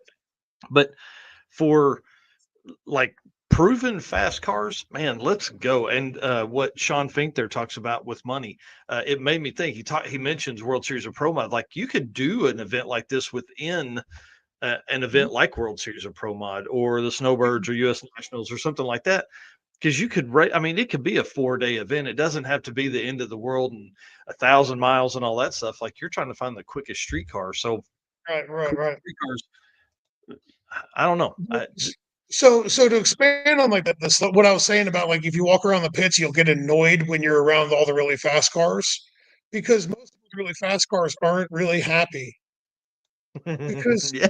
like you work hard, right? So like I want everybody that's watching that don't think that I'm sitting here on like a horse acting like, oh, if you don't have a fast car. No, buddy. I'm jealous of y'all. You guys have a really good time. Like we've got some local friends that do a lot of drag and drives, and you know them, Tracy Holtzclaw and Oh, yeah. Bobby Admire and the Charles Barber. Those guys are competitive, but they're there to have a good time. And those dudes, Yeah. oh, Mark Manor, always having a good time. You know what I mean? Like I'm jealous of that. Like I like that. That's the dude. They're Yep. having way more fun than we are. You know. Yep. Um, And there'd be plenty of events for them to do that. And like Holtz calls, well, whatever. His car's pretty quick and fun and does amazing burnouts. We could have some like that could be in a sick word type deal, yeah. drag pack, a Oh road trip thing. yeah. To answer this question here for Sean Ellis, he said for the slower classes, do they typically get multiple shots at their session before the all run? No, but it's like what you said earlier. Like they don't need to have the perfect track to make their best possible run, you know. Right. And so it would be interesting to see like could those fast cars survive making 5 passes a day for 4 days and driving 100 miles between? Right, right. I don't know. It'd be tough. Because well, that's the thing, right? Is like the current set of drag and drive, like the way things go, right? I'll just give a rundown of sick week. Day one, we had one, and we only could get everybody could only get one hit. Brett made it Mhm. down clean, like 640 something. We spun and shook the tires, went 7-0. Once they announced that there was not going to be another run, Brett started packing up and said, "Okay." They were already packed up, ready, or they were already packed up. They just didn't switch the car over yet because they were waiting to see what we were going to do. Mhm. Right? If you got an event where you're like, "Hey, man, you're gonna be able to get 3, 4, 5 good hits at this racetrack throughout the day," you ain't packing up early. You're gonna Well, and push as hard as you yeah, can. the You know what I other mean? side of that would be that you're only gonna have to drive 100 miles, right? Oh So it's yeah. not gonna be some crazy like you're not getting prepared for the I-75 or whatever the hell it is that runs from South Oh Georgia yeah, to miserable. Bradenton, you know. Yeah, You're yeah. not getting ready for that. Or there's one trip on Rocky Mountain Raceway's 400 miles, for That's 2026. stupid. Like it's not a single I, day. You got a day drive in there, a drive day in there, but like still like there's events that some events don't go, 400 miles total, like weekend right, yeah. events anyways, Yeah, I mean, I think that I get it. The whole Rocky Mountain Race Week driving 1,500 miles, like it's badass, right? You're never going to catch me there. yeah. I'm Same. not going to drive 3,000 miles round trip to go drive 1,500 miles in a car. Yeah. Like it's just not going to. You know what I mean? Like it's just not who I am. Like I don't have enough time for it. Sorry. Yeah. Well, Not that- and dude, I but, love Rocky Mountain. It's one of my favorite ones. Plus the scenery is cool. And that's what's great about all the events in different parts of the country. But like with you being in North Carolina, I think, or South Carolina, we're where in do y'all live? Carolina. Yeah, we're in the Yeah. Carolinas. Yeah. Yeah. So, to get out there, dude, it's a 2-day trip minimum there and back. Right. Minimum. Yeah. Yeah. It's a whole, and then it's like, that what I'm saying is like a lot of people in the drag and drive world will say, well, it's not a real event unless you travel 14,000 miles in a day. And you know what I mean? Like, like some people are just like so over the top with this whole you got to prove it thing where it's like, dude, car, no matter what it is, once it makes it 50 miles, it's going to keep going. And if it doesn't keep going, it was a catastrophic failure that was going to happen in 3 miles, the next 3 miles or the next 3,000. Like Yeah. it's just it is what it is. Like that, the whole like we got to prove it by driving at least 1,500 miles or 1,000 miles in the week. Those are like cute numbers to throw around for people who like don't understand kind of how the real fast stuff works. Yeah, if you get in your brand new CTSV with your air conditioned seats and you do Rocky Mountain Race Week, awesome. I hope you could do that. You know what I mean? Like, I'd hope you could handle that, you know? Yeah. Well, and But the one thing does he about even race anymore? he hadn't this year. He's in here I know. I don't know why he keeps talking all talking. that He should be smack, talking about he should be coyotes being working. fast He and should be everything. working, not talking. You know what I mean? But hey, He maybe he needs is to in the sit shop. out in that garage or what? Yeah, I'm maybe busting. he's out there. He better be out there wrenching on that thing and getting it I ready. know. I'm ready to see that car out. I think it's going to be awesome for Oh, folks who don't so am I. That's why again, I bad said earlier when I was coyote. busting on Brian. When I was busting on Brian, it's like that I like when if we can poke at each other, then we're friends, you know. So That's that's awesome. yeah. Yeah. So again, so if anybody wants to put up, a smooth 100 Gs to find the quickest street car drag and drive, I think we could probably talk to Wes Buck and see if we could replace one of those index classes at World Series of Pro Mod and put this in. Just saying, if there's anybody out there that want to do that, I think it would be a fun. I think it'd really elevate everything. Plus, putting it on a big stage because you're going to call out some pretty heavy hitters. I think a lot of the big names that were big, a few years ago would be back. I think it'd be really fun. Oh yeah, it'd be It'd be great, you really know. cool. Yeah. Yeah, no, it would be really cool. Do one lane for radials, one lane for slicks, and let them get at it, you Oh know. yeah. Yeah, you could. I think that'd be it, man. That would be awesome because then you would really Yeah. give it the opportunity. Sean Fink here says, "Here's an idea: top 100, like Devin mentioned. You have a limit of 2, maybe 3 hits per track, and must run below said class index 650, 70, 750. If you don't fulfill, you're out. You'd be in contention for said purse and out of competition. Yeah, I mean, Yeah. I don't think we'd have to have a ton of rules around it. I think you could probably, just like you said, 3 or 4 classes. Definitely we want to see all those 850 guys go in there and just hammer away at some 850 stuff. How fun would that be? And then have some really fast stuff from there. I think it'd be, man, I don't know. You know, There's you know what something there. you know what I think you do with an index, right? Like these 850 dudes are nuts, right? Like they are, they really are. Like I I never thought I would say this. Like 5 years ago, if you told me this was going to come out of my mouth, I would have called you a liar. But 850 is probably the best class to pay attention to, right? Like Yeah. it really What have we is. been saying? What have we been Yeah, it is unbelievably impressive when I've seen dudes print tickets that go 8.5000. What? And then Yeah. like a couple of people have done it like twice in a week, and I'm like, what? Like it's insane. So the problem there is that I can manipulate technology in a car. If I really got into that 850 class, I could manipulate technology in a car to help me achieve 850 and some change every pass, right? Mhm. Well, what would make it a lot harder? Well, this is the 850 index. Day one, it's 850. I don't know. Day two, it's going to be 820. Day three, it's going to be 845. Like a You know rope. what I mean? Make it move. If you're Yeah, good, like you a should be able floating. Huh, that'd be yeah. interesting. If you're good, you Especially should be yeah, I mean, especially with now, a car that's that quick.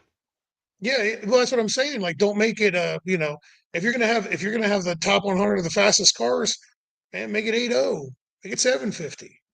Mhm. Because there's a lot of cars that run 850 that can run 750. Oh, 100%. Yeah, and the hard part for those cars is, a lot of them don't wanna go to that level with the cage, which I get, you know what I mean? Exactly. Oh, Oh, I yeah. agree. Oh, I get that 100% for sure. Yeah. Yep, Dustin Um, Carlington says, modified 850 Bullseye Challenge. That'd be kinda fun. I think you could yeah. really have a good time with all of the topics there. But let's talk about one thing before we get off of this. You said something earlier when you talked about you like eighth mile versus quarter mile stuff. Talk to us, when do you think we're gonna see that move of, drag and drive stuff like that top tier drag and drive car kinda go to an eighth mile class? You know what I mean? Like, Bailey and you guys, I mean, you're running 240 plus in a street car. Um, Unfortunately, I don't think it's going to happen until something bad happens because there's too many people with too much ego that they refuse to set aside to understand that the race is not won in the second half of the track. I don't care who you are. I don't know if you guys saw, but Jimmy Taylor shut it down after the 8th mile and went 5:22 in the quarter. He went 3:40, whatever, 3:40 flat to the 8th. Does anybody think that he was going to run 4:99 to the quarter if he would have went 4:0 to the 8th? And he was just going to miraculously pick up 100 mile an hour from the 8th to the quarter? Like, people, I understand.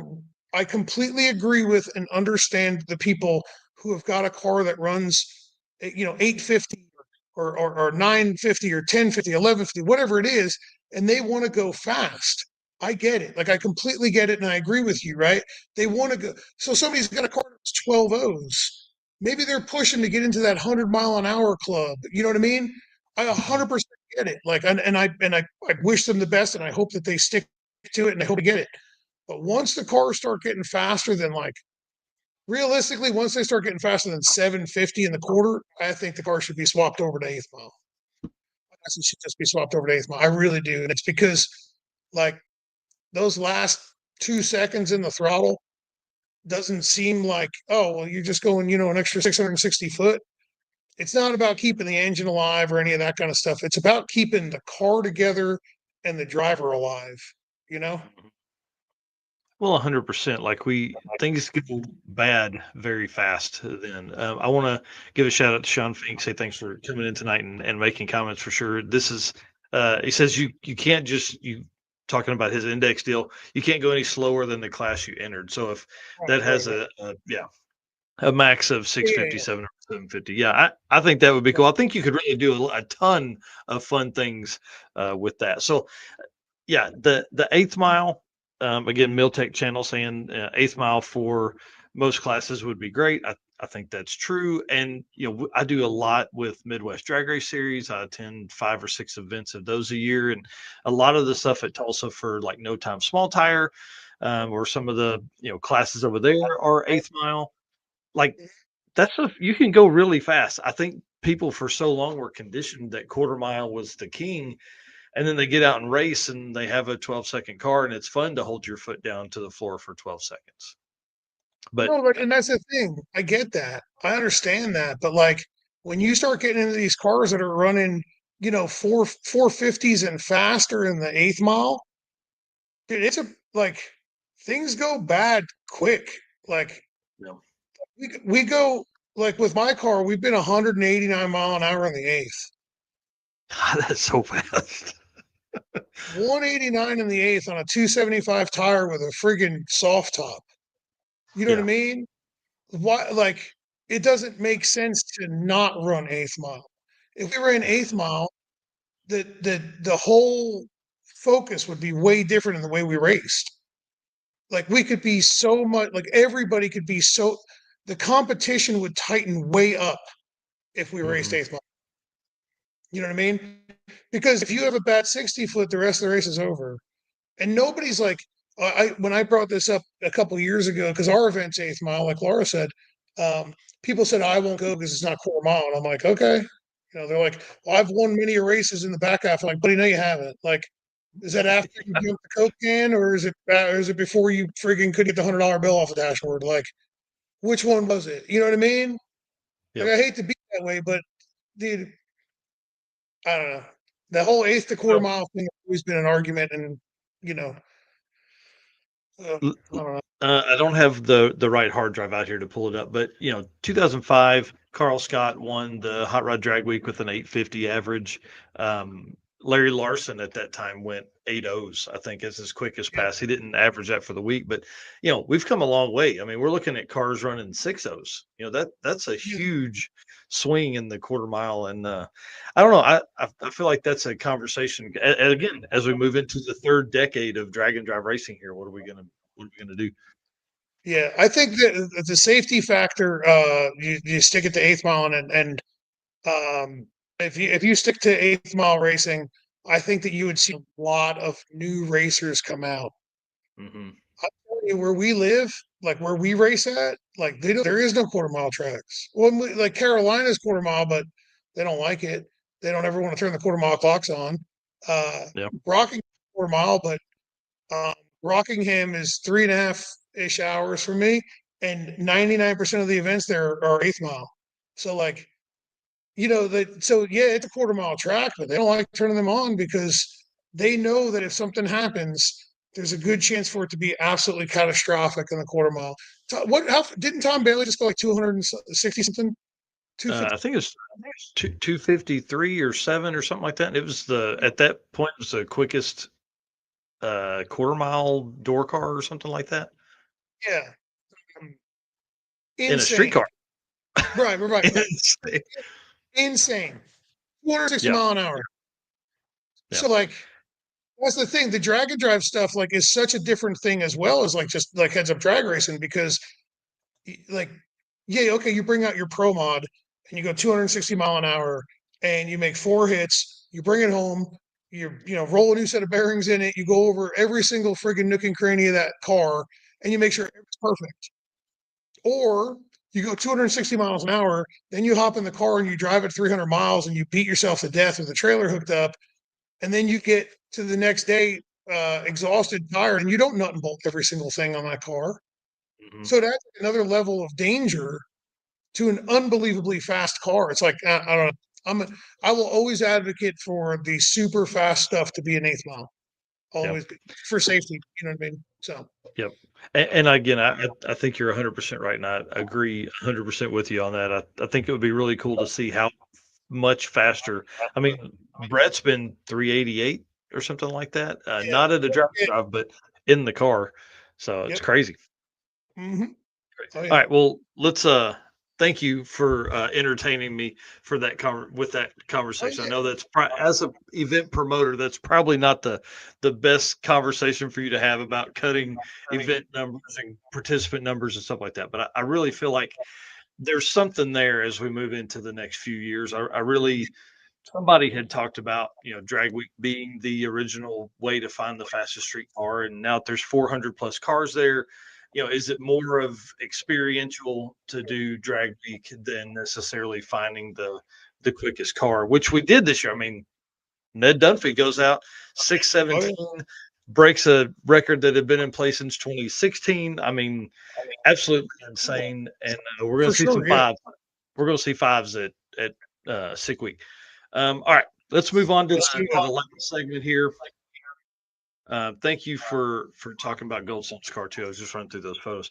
Performer Built transmissions as we move into the last bit here. Ryan at Performer Built is a genius. Performer Built Transmissions is the official transmission builder of Drag Driver Pete. At Performer Built Transmissions, the goal is to engineer and build the toughest transmissions on the planet. Performer Built doesn't just rebuild transmissions, they systematically re-engineer each model to eliminate OEM flaws and to achieve the highest levels of performance. That's why they say their transmissions are not just built, they're Performer Built, and they have put a 4L60E in the 7s. So I think they kind of know a little bit about what they're talking about. It's crazy in a street-driven Camaro. I mean, it's 780s, dude. Who the hell knows? Well, let's go back to 235s because I think that could be a really fun class for people to move into as we start looking for some edge or advantage for different cars. Why do you like the 235 so much? It's challenging. 100%. I can't imagine. It's challenging. That's what I like so much about it. Well, the first thing that drew me to 235s at Sick Week is, you can guess it, it was eighth mile. Yeah. I don't like the Rowdy Rodeo class. Yep. I don't like quarter mile. I like eighth mile stuff. It's just safer. So the 235 tire is unbelievably good tire. It is a very good. That Mickey Thompson tire is very, very good. It's a totally different chassis setup than a 275. It's a totally different animal. It's a fun, really fun tire. It's a very delicate balancing act to get that tire to work and be happy and be fast. And they look so good. Like we class. I saw think everybody should. Goldstone's car on a 275 earlier, and it just looks awesome. But dude, that little bitty 235 just looks so badass. It kind of gives that little squatty look on a car and just looks Yeah. fast. I'm pretty sure Goldstone's 4-link brackets would drag on the ground if we put 235s on it, though. So, Well, yeah, because it's built for a 37-inch tall tire, yeah, 36-inch tall exactly. tires. Yeah, I'm pretty sure that 4-link bracket drag. So, That's awesome. no, the 235s are sweet, man. I think everybody should give them a shot. Well, talk to us a little bit about doing the mullet build for Cleetus and how that went. So, Cameron Johnson reached out to me a couple months prior and was like, "Hey, we're redoing Mullet. I don't know if you've seen." I said, "Sorry, Cameron, I don't watch anything." So, no, I didn't even know you were working on it. And then I got a call from Zach. Zach, the boy. I would call him Cletus's boy. He's really Donsky's boy. I've known Zach for a long time. Zach Walker, and we talked about it. And he's like, "We really want to do it." I said, "Okay." And then that was like months and months ago. And I was like, "Well, just let me know when, like, if this is actually going to happen or not." Because the way things go with a lot of jobs like that is like, yeah, we should be done around this time, or we should be done around this time. And then it's like, hey, we're going to have it done in 3 days. Can, you know what I mean? Like, you don't hear from them for 2 months, and then they're like. So anyway, Garrett called me, or Cleetus called me and was like, "Hey, buddy, you want to do this?" I said, "Sure." So he he had Cameron brought it on up. Um, Originally, the plan was to try to make FL2K, but they brought it to us 3.5 days before FL2K, and I was like, "Buddy, thankfully, Cameron Johnson jumped on that grenade for us and made the post and the video that said, like, we're not going to FL2K." And he was right by doing that because it would have been a safety thing. Um, there was just too many things that were just, not all the way done. You know what I mean? So there's no point in rushing a car like that for that. So, car came. I had planned. So I was talking to one of Cameron's guys. I can't remember. Man, I'm so terrible at this. I'm so bad at names. He sent me basically like a parts list of what they had and a bunch of pictures inside of the car and like electronics panels um, and I knew exactly what we had to put in the car. So for like a week and a half or so prior to the car getting there, I worked on all the layout and paperwork stuff so that it could be a seamless, like quick, let's get all that stuff out of the way. You know what I mean? So when the car showed up, I already had all the bulkhead connectors in stock for exactly what we needed. I knew by like um, Justin, Daniel, our two employees, and myself all studied pictures of underneath the hood of the car before it got here, and we had a layout idea of like, okay, we put this here, we put this here, we put that there. So that takes a day out of the equation. You know what I mean? Like that saves us a day because if you can go into something with a plan, like a well articulated plan, you can cut down a lot of time. When the car just shows up and you've never seen it before, you're like, well, what do we do? And it's always I don't know. What do you think of this? What do you think of that? What do you think of this? And it takes a day. So we cut that day at it. We hammered down on that thing from Laura will probably chime in. I was out in the shop by about 5:30 every morning and I was in my shop until about 1 o'clock every morning. So yeah, and my guys, our guys, Justin Arnold and Daniel Williams, they both did a fantastic job. They busted ass. They worked late nights with us. If it wasn't for them, we wouldn't have been able to accomplish what we did. No, I'm not going to say that. I mean, I still not accomplish it. It just would have taken longer. You know what I mean? But we wouldn't have been able to accomplish what we did in the time frame that we did. It was, and I honestly am very proud of what we were able to accomplish in 90 days. That was a ton of work. And if you guys chimed in or followed along on my YouTube channel, you could probably tell the amount of work involved. Yeah, it was insane to watch that. And again, I appreciate y'all doing that. I love that shit. People get really scared of wiring, but I think it's one of the coolest things that you can do from that side. And plumbing, there's so much forward thought that goes into that. Like just talking about the where you're going to put stuff and how the wiring will route was one of the early parts of the videos that I really enjoyed. It was like, hey, we're going to put all this here and it's going to go this way, and bulkhead plugins and all that kind of stuff. It's really cool. I enjoyed that series a lot.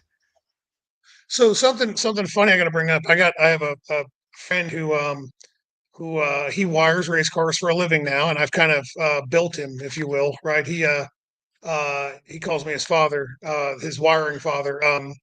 Great dude. He's a friend of mine. And he does great work, right? And he really does. And he'll send me pictures of jobs that he just finished up, and then I'll send him pictures of jobs that we just finished up or whatever.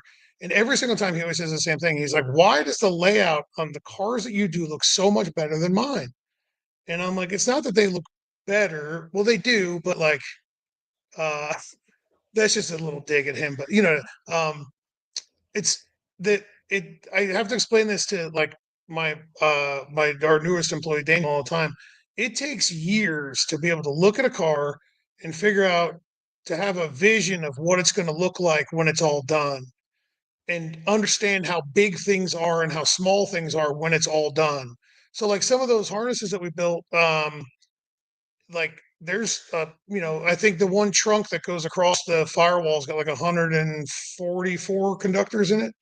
So like having an idea of how big that's going to be, and then how out of a turn radius it's going to have, like there's a lot of thought that I put into it prior to go, okay, this is not going to turn this way and look good, just can't make bend, so we have to take a different approach, or like everything's got to I don't know, it's nerdy shit that most people don't want to hear about, um but it was a good job. I mean, it came out great. I'm very happy with how it came out.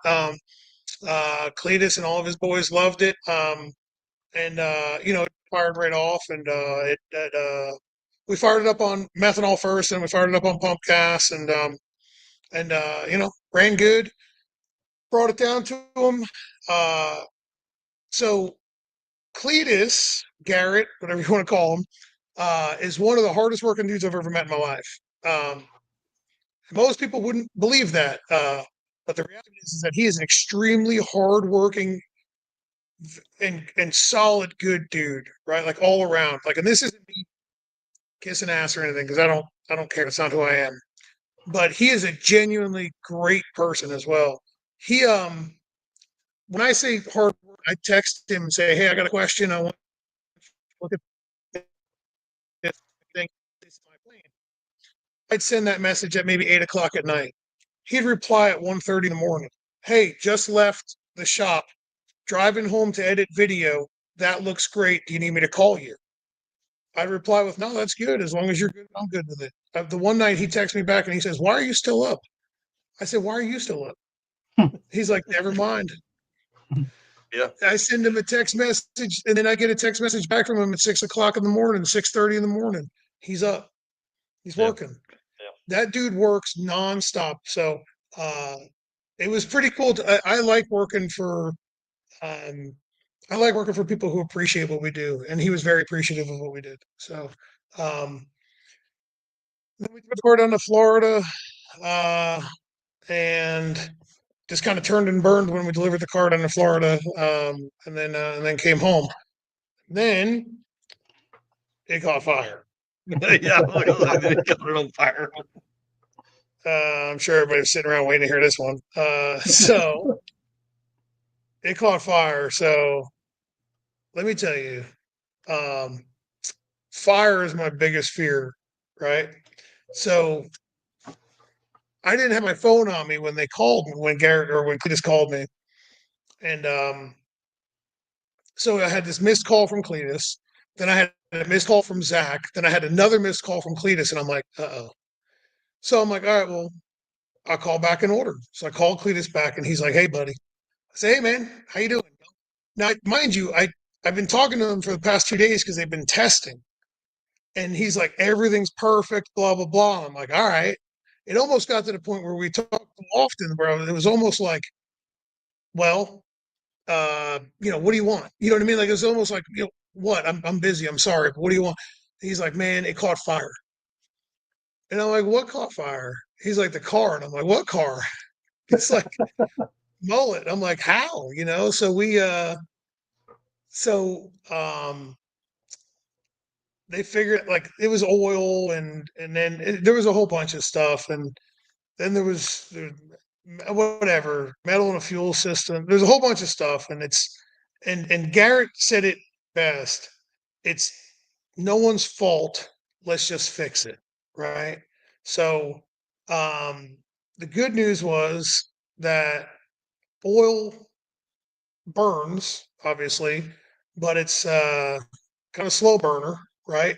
And it didn't burn all the way through any lines, any hoses. So it kind of just smoldered, right? Which is good, because otherwise we could have had a real big problem on our hands. Oh yeah. So yeah, so there was no oil lines, and there was no fuel lines that actually burned through, which was great. The damage was very, very, very. So I had to teach a class. I guess that was last weekend, not the one that just passed the weekend before. I had to teach a class that weekend. They called me Thursday or Wednesday or something when it got caught on fire. And I was like, and all I could think about was like, what did we screw up? And he's like, you didn't screw up anything. And I was like, are you sure? And he's like, dude, there's oil underneath the intake, and it's been like this for years. What I was told over the phone was the reason it caught on fire is because we forgot to put the pig mats under the intake. And I'm like, what? And I didn't realize that there was this problem. I had no idea, Well, okay, whatever. So I had to teach a class that weekend. Otherwise, I would have had them bring me the car like Thursday morning. Um, so I talked to Zach, and Zach was like, why don't you order up? Like, here's some fittings that we need. And the, right, so dumb. Uh, but so I ordered a bunch of different fittings that we thought might need. And Zach came, hung out for the day, and we knocked it out in a day. We fired it up Well, and hit the road. and I think that's one thing that I liked about it. You were essentially talking about how everything is just it's a harness that you unplug it from the firewall, you can unplug it from up here, pull the motor. It really made it a lot more modular, and I would think that would kind of help the repair a little bit. Probably not, Oh, but absolutely, yeah. and you knew what was in that harness. A lot of people wire cars. I'm going to run this red wire from the power to this power, and then I'm going to run this red wire from here to the power. Oh, buddy, there's no way that would work with me. No, no. Yeah, no, I do an unbelievably in-depth amount of meditation. And really a lot of that is that if you think about it, you're almost like triple checking your work before you've even cut a single wire. You find if you do enough of this, if you document stuff thoroughly enough, you'll find missteps along the way before you've even cut a single wire, and you fix it before you even cut a single wire. So I have to accredit the thought process of doing the work early to the motorsports wiring people. Like I got a friend by the name of Joel Vince. He owns Race Spec. He's been a big encourager of taking the processes that I do. He's been very helpful. And he does like a lot of Motec work, and he's the top of the game. You know what I mean? Like, he's the great dude. Um, Sometimes makes bad decisions in music taste, but great dude. Really smart, and he's pushed me to be better. And I think that the better you get at documenting, and it could be anything. Like, it's not just wiring, it's not just plumbing. If you're building a car, right? Like, think about making a list of all the things that you need to do. Well, you make a list because you're walking around the car and you're going in circles, and you're like, oh, need to do that, and you add it on there. Now take that list and organize it in the order of importance. Then take that list and organize it in cost, and then organize it in order of operation. And I bet you find flaws in your plan that save you money. You know what I'm saying? Yeah. So, And tons of time.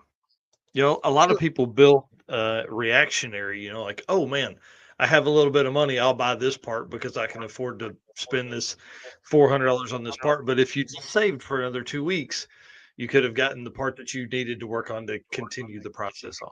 Exactly right. Yeah, yeah, Yeah. yeah, for sure. Yeah, yeah, but yeah, planning. I think planning and everything when it comes to building a race car or street car or drag and drive car, whatever you're building, is number one. That is number one in my opinion. It's like Ryan just mentioned something about like I had a 2-day class at EFI tuning training class, you know, on the dyno and whatnot, and and a lot of what I preach on there is like, man, if you plan out what you're going to do with the car and build a tune up from scratch that like you've never done before, but you know going into it what you've built, your engine and all that, you can be pretty damn close. And I proved it out in that class. Like we always prove them out in all of our classes. Like, you know, it's like build the tune up the way I told you to do it, and it's going to fire right up. It's going to run, idle, take throttle.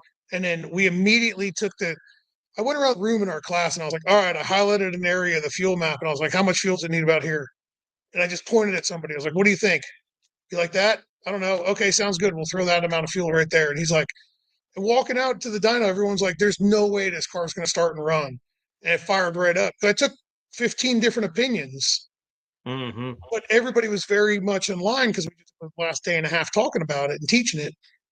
Fired it up. And then the first pull, I think we made like 1,090 rear wheel horsepower with the car. Come on. And I didn't touch it. I was like, y'all realize that I didn't do anything with this tune up. And they're like, yep, okay, let's roll.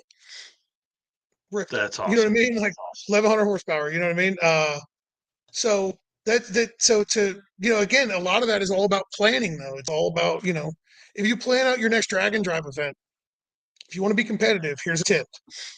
If you want to be competitive and you want to try to win your class or win the event or whatever it is, plan each day how you're going to go about each day. And another thing that I think is really important that I think a lot of people in drag and drive kind of miss. Well, they miss testing for sure, but pick a number, pick an ET that you're happy with. And then race your own race. Don't race the guy next to you. Don't race the other guy in your class. Don't worry about him. Race your race. If you've got a car, like right now, I think one of the hottest like heads up classes is probably the one that Deals are in and Doug Cook's in and all them. What is it? Super Super Street. Street. Yeah, Mm-hmm. yeah. I think that's probably the most exciting to me, at least. Like I think that's probably the most exciting because it's all small tire cars and it's Mm-hmm. stock suspension and you know what I mean. So, Yeah. if you say, "Hey, I have to outrun whoever's the class winner from last year," and you don't have a car that can do that, there's no point in picking that number, right? Because then you can never leave the racetrack. So when we go to a drag and drive, we'll discuss it and say, okay, what's the ET that we need to run in order to say we're leaving and we're going on to the next track. You know what I mean? Yeah. So like if that number's 7-0 in the quarter, okay. Once it goes 709, pack up, leave. Don't go try to get another one. So Yeah. pick your number before you even pull in the gate. And if you pick your number before you pull in the gate, the whole week goes a lot easier. Well, and man, that would save people so many hours and hours and hours of time. Because you could, if you ran like a 709, you're like, hey, I'm happy with that. I'm getting out of here. Instead of, man, it ran 709. If I wait just a little bit and can get another round, maybe I can go 704 or 699. And then you end up blowing the tires off and you've wasted 4 hours. Yeah. Like that's the worst. That's the worst spot, right? Like, isn't that the worst, right? Like you got you okay, we went 709, could have loaded up and just hit the road at 11 o'clock in the morning and had a nice, easy breezy drive.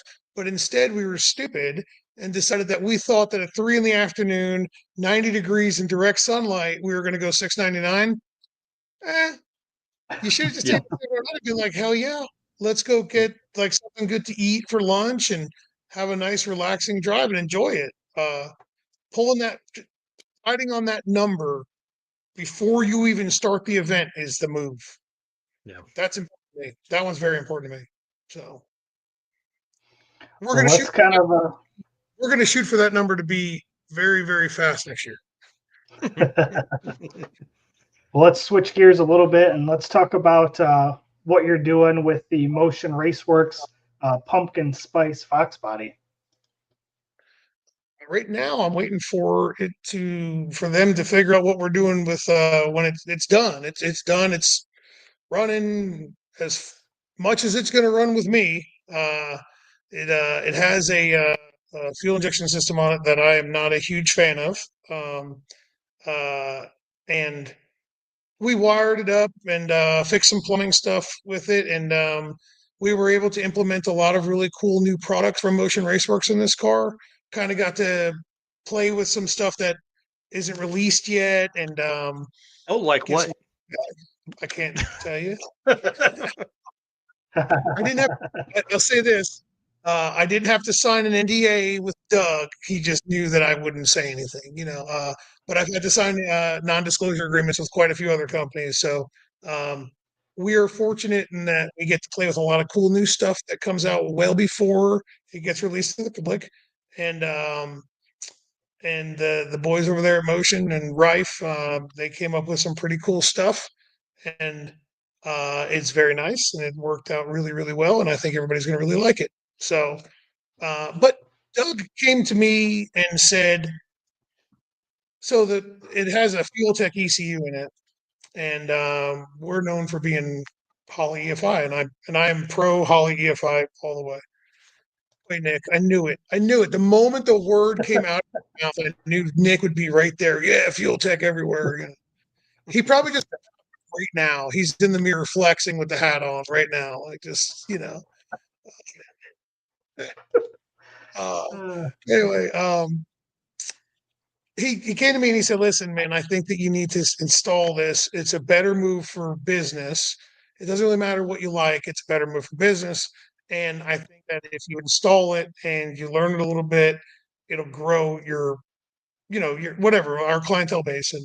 And he wanted me to get pushed into a different part of racing that we're not really in, right? It's like the pro mod world, right? Um, and basically, him and Brett were both like, we see too many pro mods at the racetrack. I'm like, shit, like they're shit. So they're like, we know you do good work, so just do it, and then you can start wiring some of these pro mods. I was glad he pushed me out of my comfort zone because you need that every now and again. You know what I mean? Like you really do. Uh, so that's funny. So the taking that push from a friend led us to doing an fuel tech installation, and it started up a little bit of backlash and whatever.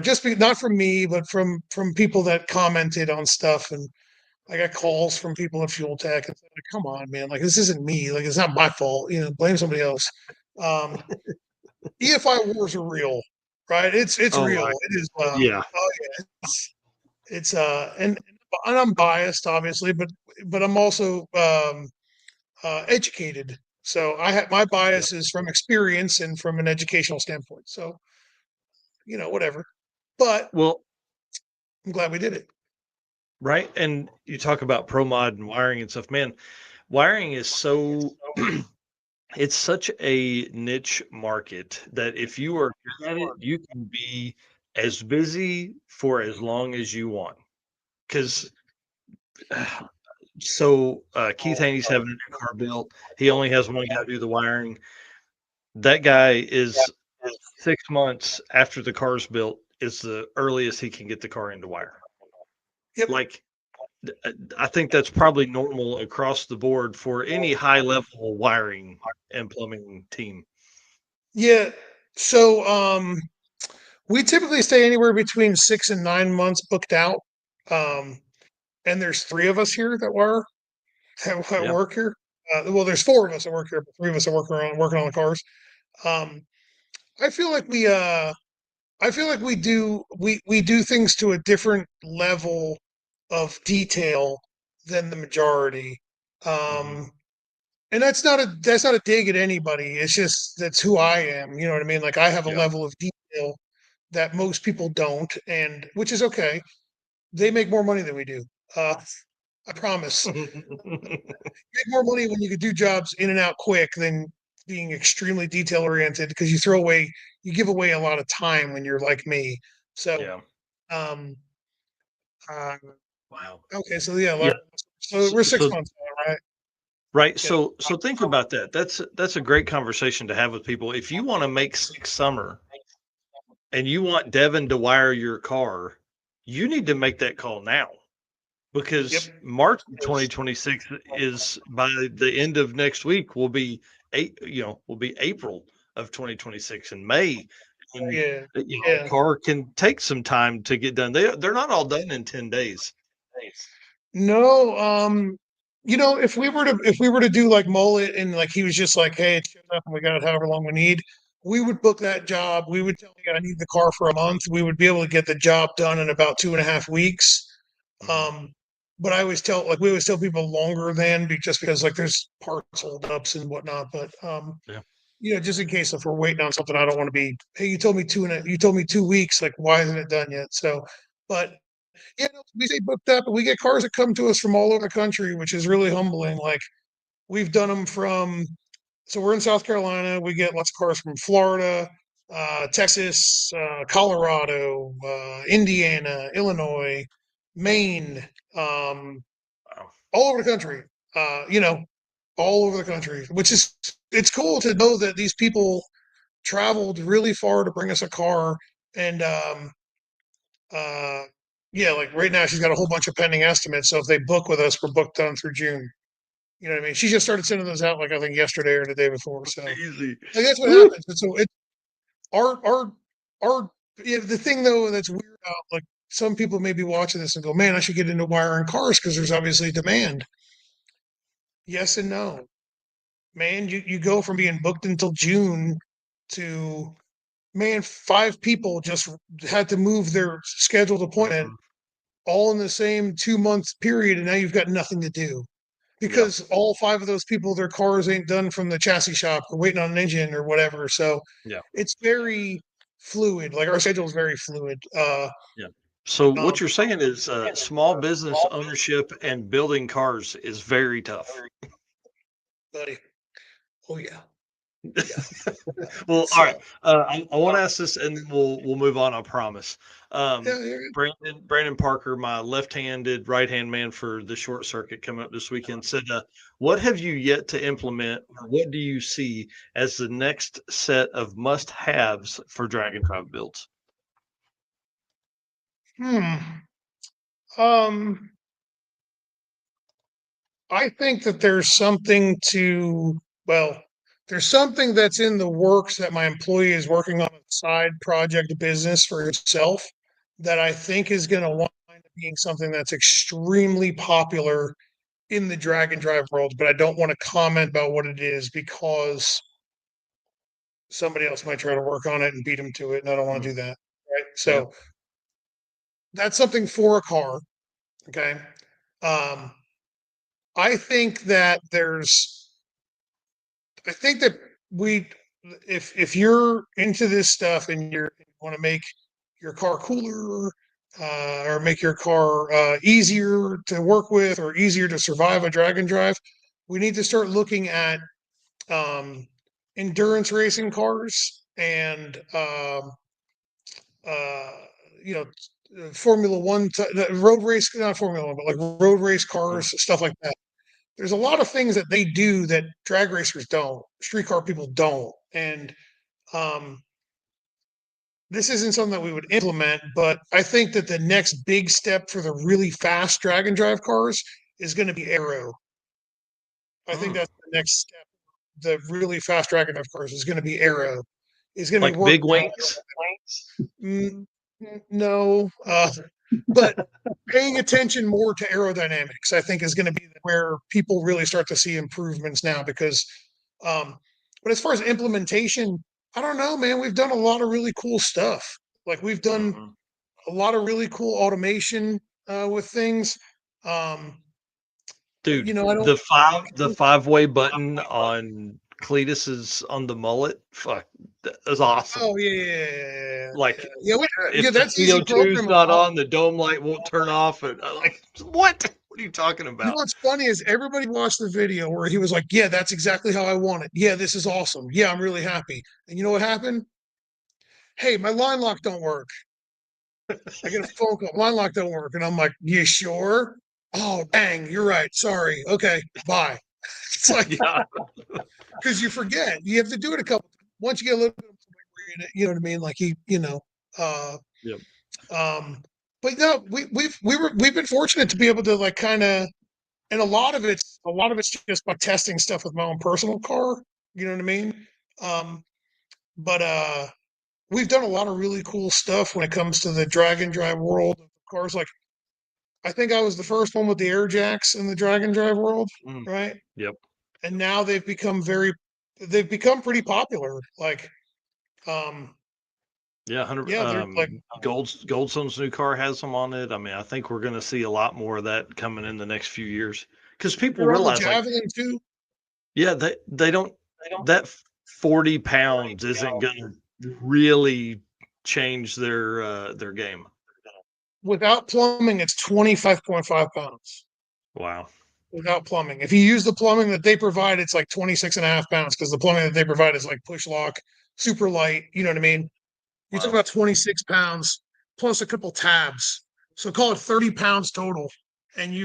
you've got a car off the ground in 10 seconds that's safe. You know, it's a no brainer. And you're not hauling projects in the trailer to do all that. It's crazy.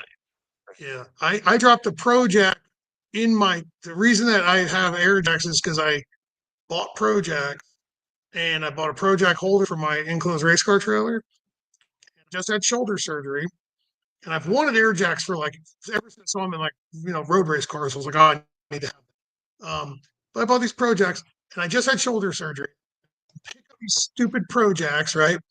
And it slipped out of my hand because I had no upper left extremity basically.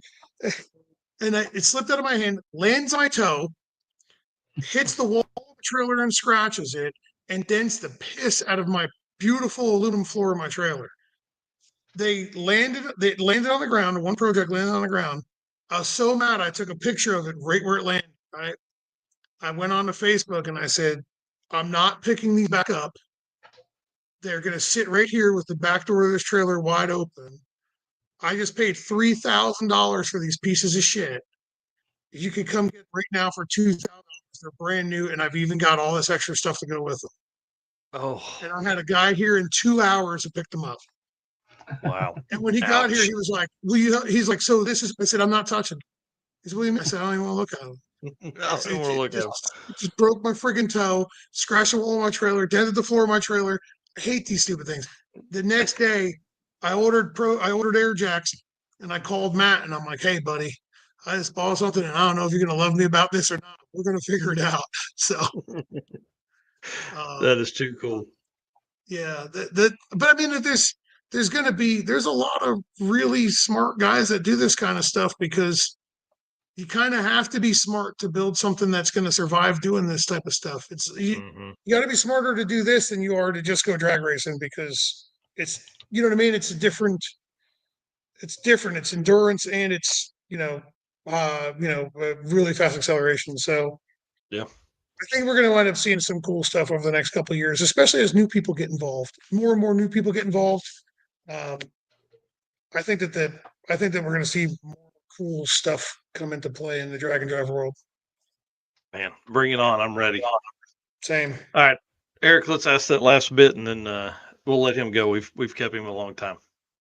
All right. Well, we'll wrap up with talking about your event coming up here soon. So tell us a little bit about Street and Yeet, new track you got, and your famous taco party. So this is really Laura's event, my wife. I gave it her as a gift because I don't want to do it, you know. No, because she's better at it, you know. So it's an all 8th mile drag and drive. So all of our racing's 8th mile.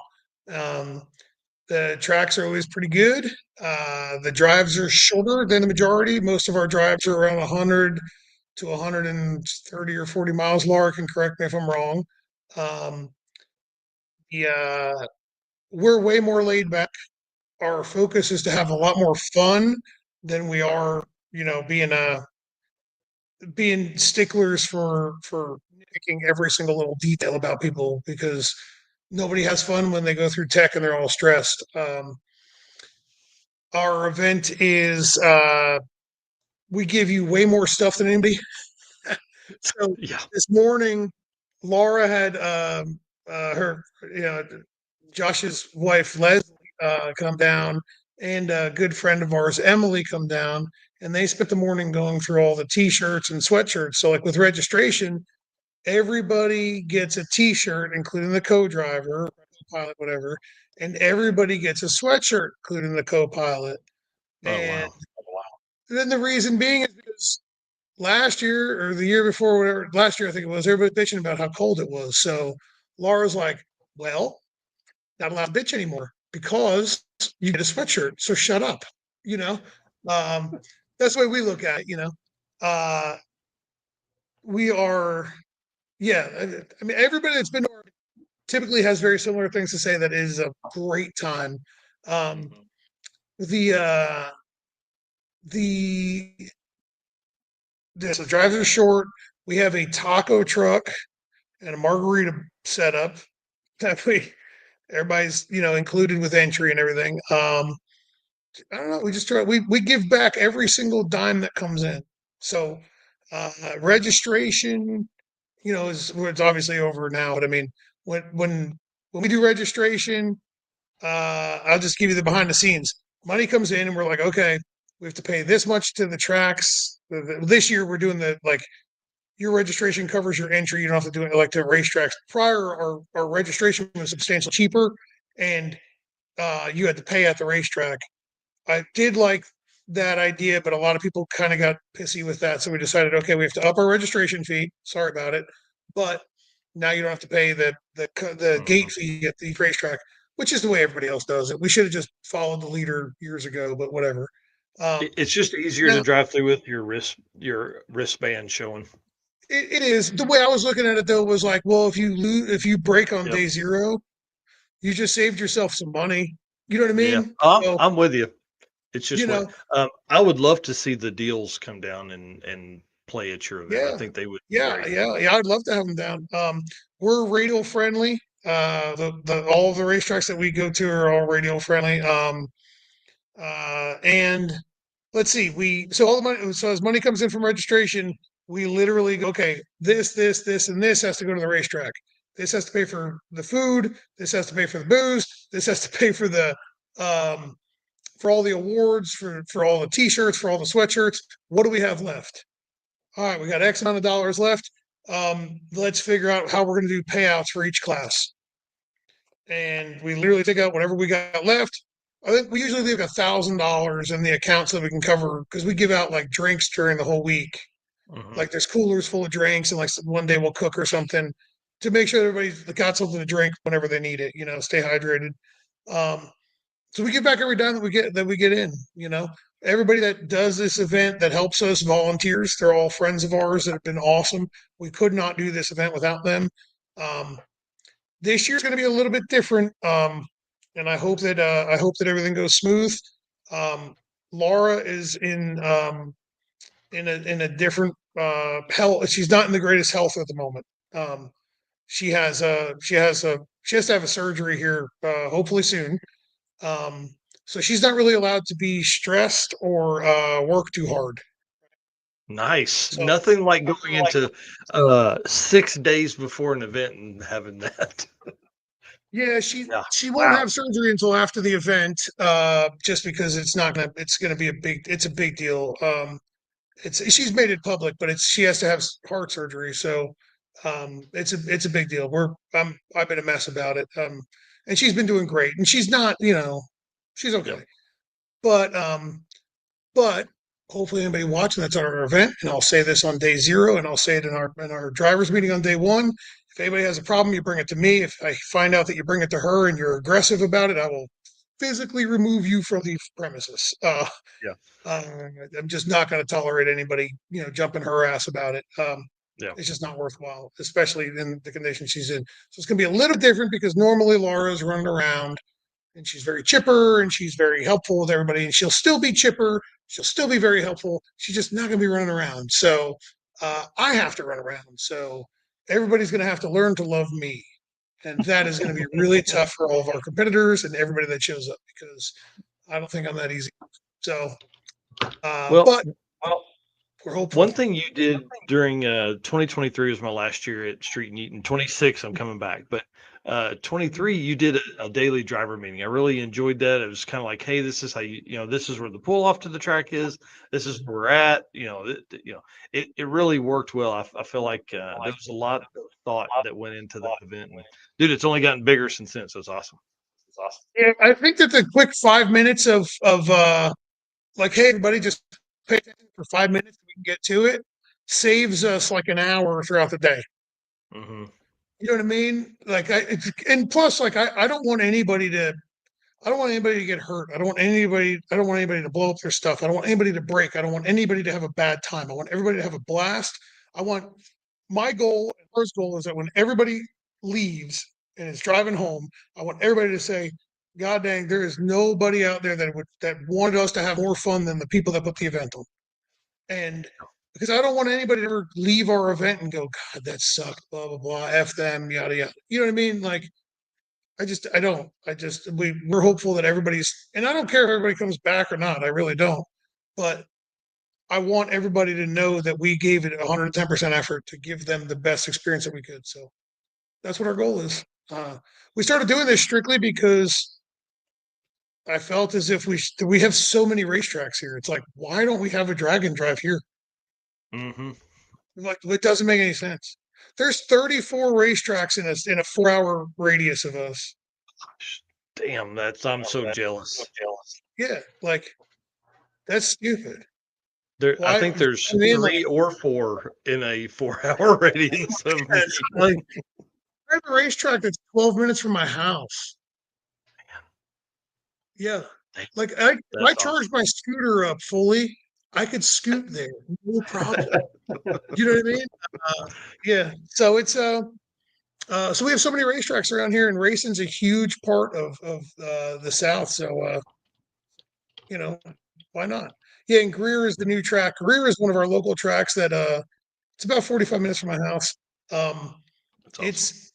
Greer is awesome because Greer is smack dab in the middle of town. Yeah. Like, it's not in the outskirts. Like, it's in the middle of town.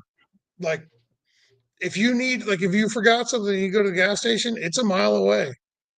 Yeah, which is so strange. Like, for it to be right there. Very cool, and it's a super nice track. And Mike and his daughter Alicia that run the place, they're awesome people to deal with. So we love going racing there. So should be cool. Everybody come on out, check it out. Should have a blast. Right. Well, last thing here, would you take people day of, or you if they haven't pre-registered? Sorry. Cool. I don't sure. You know what I mean? If somebody makes commitment and drives all the way here, you know what I mean, and is planning on racing with us for a couple days, yeah, come on. You know what I mean? I'm not going to turn anybody away. Now, I will say that if 400 people show up, I'm gonna have to make a decision. Bear with me here a little bit. You know what I mean? Like, we're gonna have to work on this, but I don't foresee that happening. But no, we won't turn anybody away. I mean, I still hold the right to refuse service, right? Yeah, you know what I mean. But we won't turn anybody away who shows up on day 0. So, if you want to come, have fun, and play by the rules. We also have a different policy than most too about protesting and cheating. I don't know if you remember this one. Mm-hmm. If somebody protests, we have to front $100. We take your $100. We investigate your protest. If they're found to be cheating, we take their $100 from them. You know what I mean? or we give their $100 back to them, right? And the person that's cheating, we don't throw them out of the event. Okay, we don't. We move into a class that they can't win. I ridicule them daily. Okay. And then we make it a point that every time they go and make passes down the racetrack, that we have the announcer make up something random about them, so it's on the live stream. And I believe awesome. that is a better way, in my opinion, to handle cheating. I believe. Yeah, and they still get to have a good time and have fun and finish the week. Right, exactly. I still want them to be with us. I don't want them to leave. I don't want them to not have a good time. I just want to have them have a good time, also at their own expense, because they're cheating. Yeah, and Rye Klemp, who was making comments in here earlier, is the announcer and does a great job. Yes. He's always a lot of fun. Lastly, Spooled Media is running the live stream, so you guys can watch it next week on Spooled Media on YouTube. I know it's where I'll be glued as I'm doing work, getting ready for the Dragon Drive Awards at PRI. Yeah. Something we didn't talk about. I'm just going to throw this out here before we get off. That new car of mine,